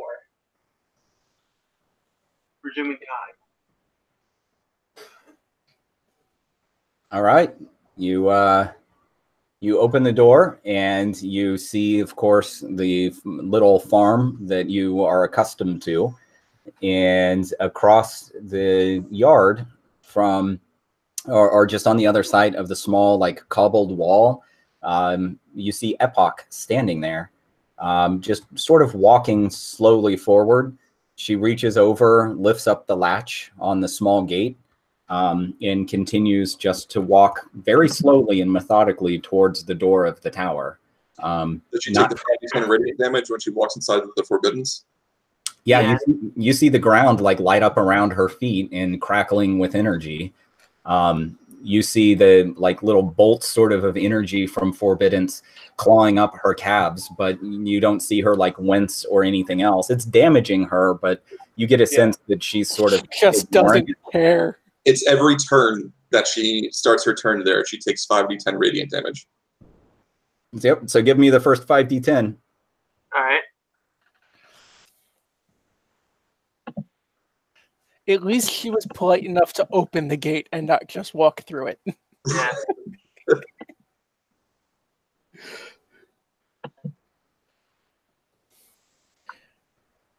I was expecting her to like Mike Myers and just walk through the gate like he's done in one movie where he walked through the wall. All right. Yeah. Epoch continues to walk forward towards the door. You see her now like maybe another 30 or so feet off. Are you continuing to stand near the door? Once I open the door and see her there, I go and head off to the grove. You go what? Where? What? He's heading for the grove. Oh, okay. But we need to close the door, so that's Danon's job, right? Yeah. Okay. Danon, or if need be, I now know Dimension Door, so I can do it if I have to. Right. So we're not down here in this hallway, right? Like, if you guys want to be elsewhere, then yeah, I'll just you don't have to delete your tokens. I'll just change their layer. Yeah. Ben, are you down there, or where are you going to be? I'm staying down here in case Danon can't close. Like Epoch comes in, grabs Danon, snaps his neck. And just to be clear, it doesn't need to. Does it need to be me to close the door to send the power? No, the door just needs to be closed. Yeah. Okay. You because you have the key, you can activate the tower, but you don't have to close all of the portals to the tower. Wait. What? Huh? We can do the time bubble thing without having to close the door because he has the key? No. He doesn't have to close the doors. Okay. But the doors need to be closed in order for him to use the key. Yes, yeah, the doors do need to be closed. Okay. All right. He just doesn't have to do it. As soon as the doors are closed, he'll know because he has the key, and then he can trigger the tower. Oh, I should have just cast invisibility. Oh well. So I mean, you can't stealth if you don't have something to be cover behind. So yes, I can. You have an ability that lets you do that. Let me make sure this is the right one. Yeah, I head towards the grove once I open the door. So I head towards the only way we didn't block to head towards the grove. Right. And I just realized I missed a text from my wife like 20-something minutes ago. That's not good. Especially when she was asking if I want some Taco Bell. Oh no, you missed out on Taco Bell. What is that? Is that a D6? Yes. I'm also going to add my intuition die to it.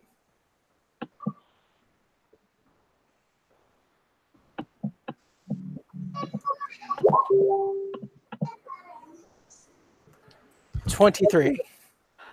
You can use the hide action as a bonus action, even if you have no cover or you're under observation. Once you use this ability, you can't use it until you finish a short or long rest. Good times. All right, so Ren now is going incognito. Stealth of 23. Because that D6 is his intuition die on stealth checks. Yep, I can do it on stealth or performance. Okay, so Thri, you've thrown the door open. Epoch is approaching. Give me another 5d10. And right. I'm assuming right after that you bolt to upstairs? Yeah, as soon as I open the door and I see her, I go up to the grove. Okay, so I'll remove you out. So I hate to be that guy, but assuming we put the outhouse at the very center of the Forbiddance, I think we'll have a third round of Forbiddance damage against her. What's her speed? 30 feet? She can move more rapidly than that, but she's doing like a mosey. So Okay. I'm cool with a third Forbiddance. Okay. I don't really enjoy how easily you agreed to that, but okay.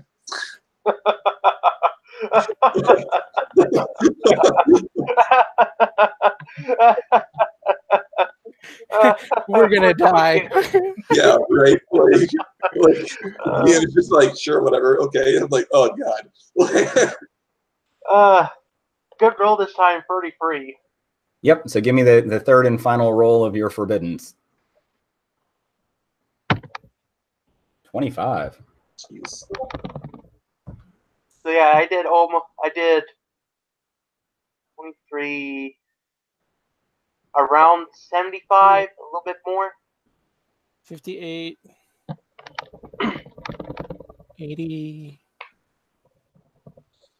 That's mathemagics. 91.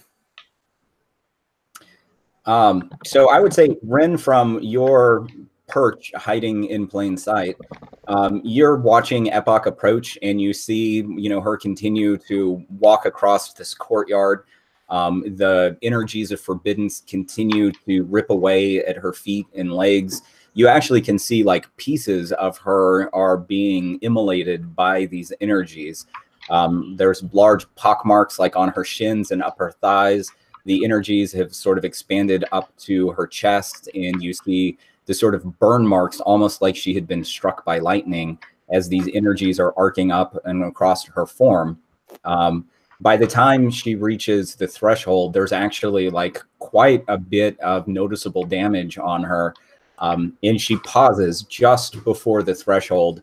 And you see like a faint smile on her face, and then she steps inside the tower. When she does so, you see her like just really slowly reach out a hand and almost like lovingly caress the interior wall of the tower.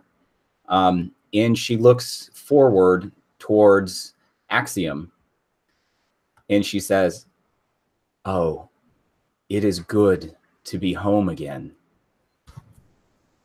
She walks inside the tower just slightly, and Axiom steps forward. "Mistress, you should not be here. I will do my best to prevent you. This tower no longer belongs to you, nor shall it ever belong to you again."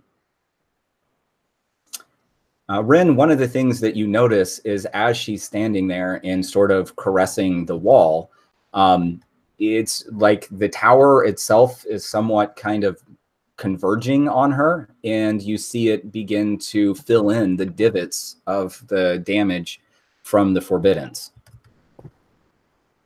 Thinking that, wouldn't the tower itself still be in the Forbidden Circle? No, it's a separate plane. Actually, Okay. when the door's open, maybe. The Forbiddance does not extend to in the interior of the tower. Okay. Fair enough. Ren just kind of curses and goes, "Fantastic." Like he's in his head, he's going, "Fantastic." It's like the Beholder all over again. Right. Are you going to like rail this into us? I can't. If I do anything, I break my stealth right now. Yeah. Right. If he whispers, then stealth is broken. That's why I said, I say it to myself, like in my head.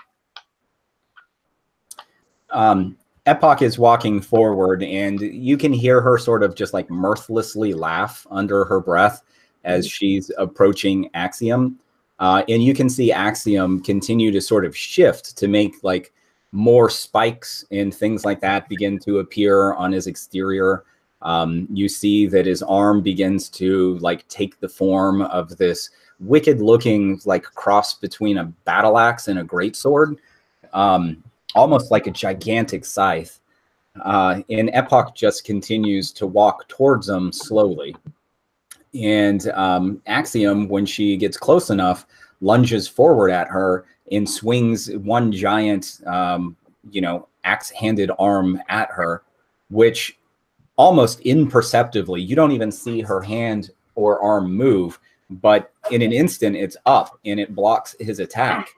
She brings forward very methodically, like her hand with 2 fingers, like just really slowly towards Axiom's forehead. Axiom reaches up his other hand and grips her wrist, but it doesn't even stop her movement like whatsoever. I'm going to throw the Splinter of Time at her. And that's when Danton bursts out of the bush and closes the door. No, there was something we were never clear on, because when you gave me the description when you first had me demonstrate it, it returned to my hand. But when you told me what it actually does, you never said it was returning. Is the Splinter of Time returning or not? It is returning, yes. Okay. I just feel like Danton has enough movement and the cunning action to interact object. He probably can have enough action economy to backstab Epoch and then go for the door. Let's not abuse the missing character with like actual damage and stuff. Fair enough. Let's be the one to close it. So I am going to throw the Splinter of Time at her.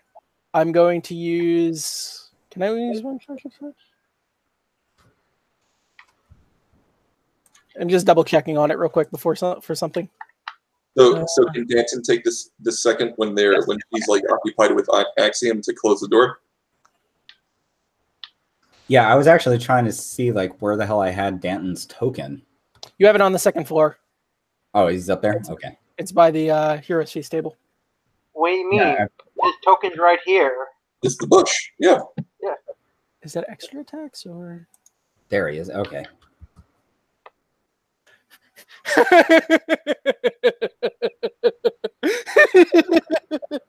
Why are you laughing?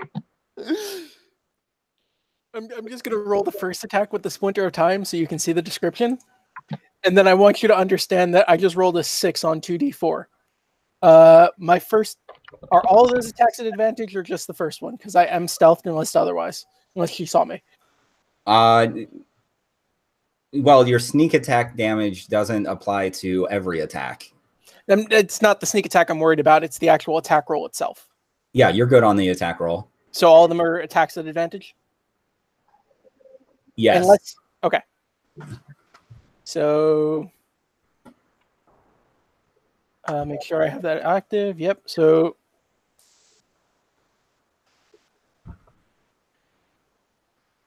28. So you can choose which attack gets a sneak attack, right? Yes, and that is definitely hitting. Right. Oh, jeez. No, dude, you should wait to see if you crit on any of them and then sneak attack that. That's fine. So that's 32? Yep. So now the other 6 attacks.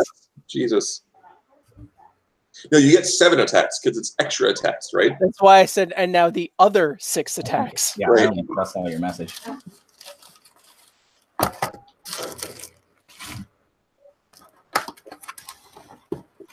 Did I? Nope. I clicked on the wrong thing. There we go.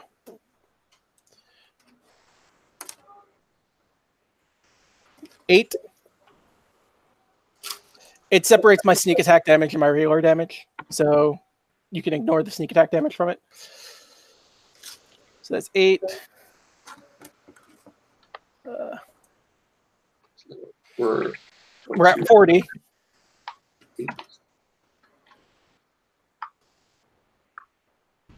$21. Does the 21 hit? Yes.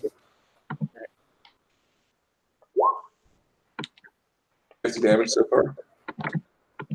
I'm just as he's doing it, I'm applying it right into her. Yeah.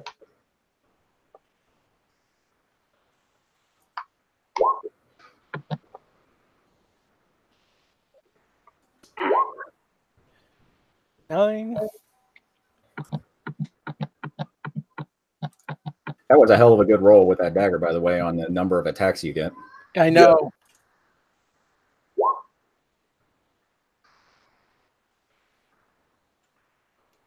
I'll also sort of just narratively ignore the fact that Axiom is standing between you, and you just basically shotgunned the hallway with daggers. There's no chance of hitting allies with a range attacks in 5th edition. That's what makes this the imagery of this scenario even more beautiful. It's sort of like he's a professional like knife thrower, and he's just like outlined Axiom. And the final one. Good God, can you roll any higher? Yes. Wait, no, I don't think I can actually. Splinter of Time. No, 10 I believe is the max. Oh, thank you. Yeah, 10 is the max.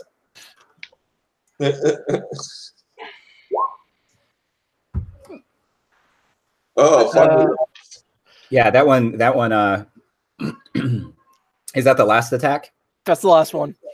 All right, so I'll say, yeah, you throw the Splinter of Time down the hallway. It whizzes just by Axiom's where his ear would be, and then multiplies outward and just like really peppers her chest with daggers. Though one of them, she flicks up her hand just at the right time and catches it like with her fingertips. Which hand? The one that she was reaching towards Axiom with. That was the goal. So she kind of like catches the dagger in her 2 fingers, and then all of the daggers that peppered her coalesce into that single one, which then like blinks out and reappears in your hand. That breaks my stealth though. And I'll say right after that occurs, you see Danon like explode up and out of the bush. She's been living in this whole time. He just like dead on runs right at the door. Runs at the door, yells, "I'm helping!" He reaches down, he grabs the ring of the door, begins to pull it towards him, and Epoch spins on the spot and throws some sort of cylinder at him, which impales right through his heart and up against the door. The door is just mere inches from closing when Danon collapses onto the ground, clutching his chest. But one of the things that you notice from Danon is he very rapidly pulls out this small box from his pocket, grabs what appears to be a paintbrush in a small like thing of paint, and he quickly like draws a door in like midair because he can't reach the door that's behind him, which then solidifies and the tower is closed. Danon then ceases to have the spark of life in his eyes and collapses on the ground. And we can revive him later. Good job, Danon. I'll reincarnate him. As If soon it as works, we won't have to. Yeah, that's true. Yeah. once I feel that close, Fry immediately clutches the key and begins to think about going to the void of the time thing. All right. You guys see the walls flash in sort of like a purplish color, as it has numerous times before, and you feel just a slight shifting sensation beneath your feet, and the tower enters the void of time. Epoch is staring sort of back towards Renockus now, past Axiom over the shoulder, while still holding Axiom's like sword axe arm. And you see her, while staring directly at you, say, "What have you done?" Well, knowing Theri, he's just put us into chrono limbo, which means you're screwed. All right, so question. Do you guys want to continue forward, or do you want to do Eternity's End Part 2? I think Eternity's End Part 2 is for the best, because I think it'd be a very complicated final encounter. That sounds pretty reasonable to me. Also, there's no better way to end an adventure than somebody going, "You're screwed." Well, yeah, and your forces are doing quite well out on the battlefield. You have lured Epoch into the tower. You have some prep work that's been accomplished, and yeah, you guys are set for the final scene. Yeah. So out of curiosity, how much damage did I actually do with the Splinter of Time? 70. Nice. 77, actually. Nice. with a single attack from a single dagger. Yep. Yeah. That's pretty sweet. And luckily, you still have 3 charges left on I that. still have bad 3 boy. charge. I was actually going to ask if you could swap that. Yeah, I was actually going to ask if you could swap the green bar. So instead of it showing my AC, because that's what it's currently showing, to show charges for the Splinter of Time. Although now we have to worry about, apparently Epoch is the master's place, and Why don't we do that with the blue bar? Yeah. Okay.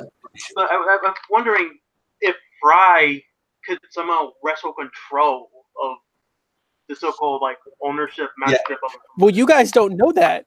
Yeah, we Yeah, I don't know. know. So she apparently has regeneration while inside of the tower, which is not great.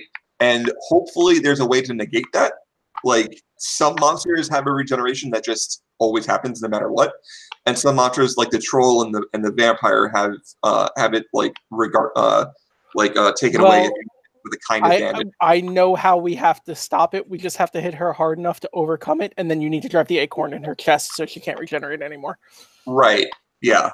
So we just need to hit her hard enough to overpower it at this point. Right. No, but I'm saying, like, if there's a way to shut that off in the middle of combat when she's still standing. Because, like, for vampires, if you hit them with radiant, they don't regenerate. And if trolls, if you hit them with fire, they don't regenerate. So, like, maybe you try hit her with force damage and see if that works? I don't know. I have the Steel Wind Strike if we want to try that. I think I have Magic Missile as well. Yeah. I sort of feel like that was maybe like a lair action or something. That only happened when she was in the tower. Usually, regenerate is an ability inside of the creature stat. I feel like it's a mix of both, actually. You think so? Yeah, it's a mix of both the natural ability she has and the tower. Like its ability. Yeah, well, I think she definitely only has regenerate while within the tower, but I don't think it's necessarily specifically mechanically a layer action. Yeah. Because those only happen once per turn on initiative count 20, and you can't do the same layer action 2 turns in a row. So I'm pretty sure she's going to be regenerating every single turn. So, knowing this, once Fry knows, do you think it might be worth spending a couple combat rounds trying to wrestle control of the tower from her? I don't think so, because I think that's like roleplay stuff with no actual mechanical rules behind it, and I think you'll just be wasting turns. Yeah. Well, and she doesn't have control of the tower. You do. You have the key. Right. Yeah. Oh, Noah, there's one more the thing. key. There's one more thing. Uh-huh. Oh, no, I can't because I already used my... I was going to say, what I wanted to do was then after I say you're screwed, is use my Dragon Mark's mislead and start running up to them so she thinks I'm still...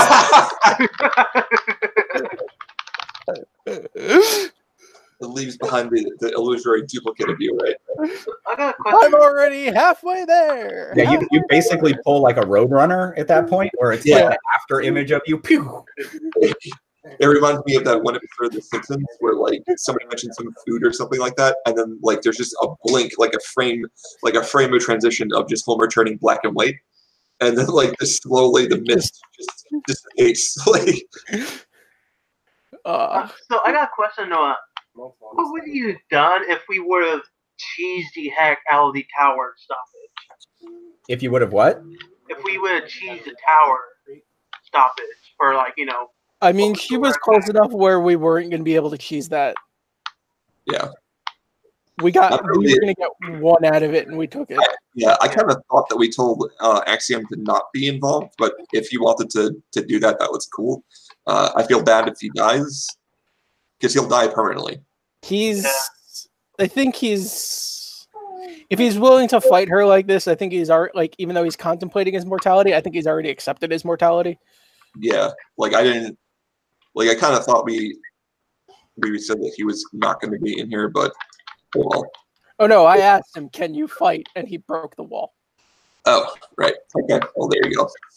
Yeah, I do remember in previous sessions there was that discussion because Axiom also is a paradox, and there's the fear of the paradox inside of the tower.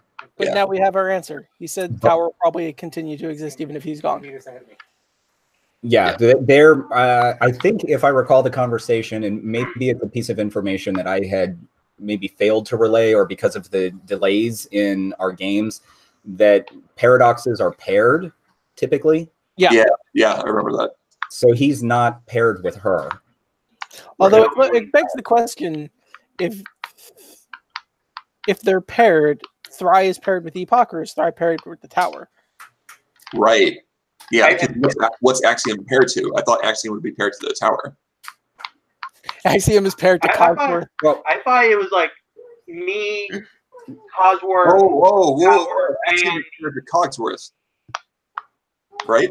Yeah, No, that was just the joke I was making. Yeah. So pair is the wrong term, because perhaps grouped is better. They're even numbers.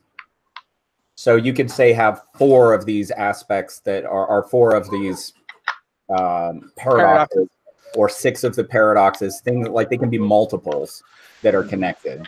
But if a paradox isn't connected with another paradox, they're 2 separate entities. Yeah. Right. Yeah, because I believe like it's me, the tower, and Epoch, and maybe Cogsworth that are in the same group. Right. Yeah. And is the acorn a paradox? I didn't quite catch. I didn't think so. No, that's just magic. No, it's just really powerful magic. Yeah, it's like nature. It's like natural reality magic. Like things that they should be magic.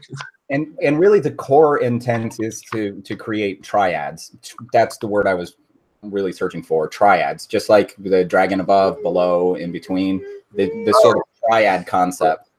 Okay, so they're trinities is the so then we still might be fucked, because if Axiom is key to the tower and Epoch is key to the tower and Theri is key to the tower, what happens if one of them dies? No, it'll be no, the key is I'm the tower, me, and Epoch are keys. Yeah. Okay. Axiom is a separate trinity. Although it does beg the question, what are the other 2 in his? Right. Like, just out of curiosity. Well, you guys do know at least one other potential. Right. Cogsworth. And you guys have noticed Cogsworth quite a lot in the tower. Yeah. As well as hanging around Axiom and whatnot. But that still only gives you 2. 2. And you would be missing a 3rd. Well, we don't need to worry about their Kyber. We have our own Kyber we need to deal with. Yeah. Yeah, great. That's a good Let's not have Kyber kill our Sybaris, please. I would prefer that. Let's rewrite history. Fuck, no, wait, that's how we got this in the first place. Alrighty, guys. I look forward to the next session, which would be... When is the next session? Yeah, when would that be? I think I should be able to run next weekend. One second. I don't think I'll be able to make next weekend. That's the 2nd, March 9th. Let me grab. I actually have my work phone finally. I found it and then had to switch it because the battery was completely dead. When is Retro Jacks weekend? March 8th. I know that upcoming I'm supposed to speak at Stanford, but I don't think that's until April. Okay. Oh yeah, I can do next week. I can do next week. Yeah. I don't see anything on my schedule that would preclude me at this point from being able to do next weekend. I don't have to go back up to Santa Cruz until the 15th, and then I don't really travel until April, which then I have a lot of travel in April. I'll be in Denver for like a whole week. All right, cool. So What about you, Chris? Next week good for you? I mean, I'm a shut-in, so... All right, so let's plan for next Saturday, and if anything arises, we'll just Google Hangouts each other and say like, hey, whatever's happening, and then we'll know. Yeah. But I think this is still a good pausing point anyway, because you guys have rested up. You've got all your spells with now the exclusion of the hide in plain sight ability. I do have one question. Okay. From the surface of the grove, there's nothing above it, right? So if we're in the bubble, it's just the curve of the void, right? Let's jump up to floor 3. No, there is, yeah, it goes straight up at that point because floor 3 is the central tower. Right. So there's just straight void above that now that we've moved, right? Yes. How far away is that void? I believe that we First floor, please. Say what? I need the first floor.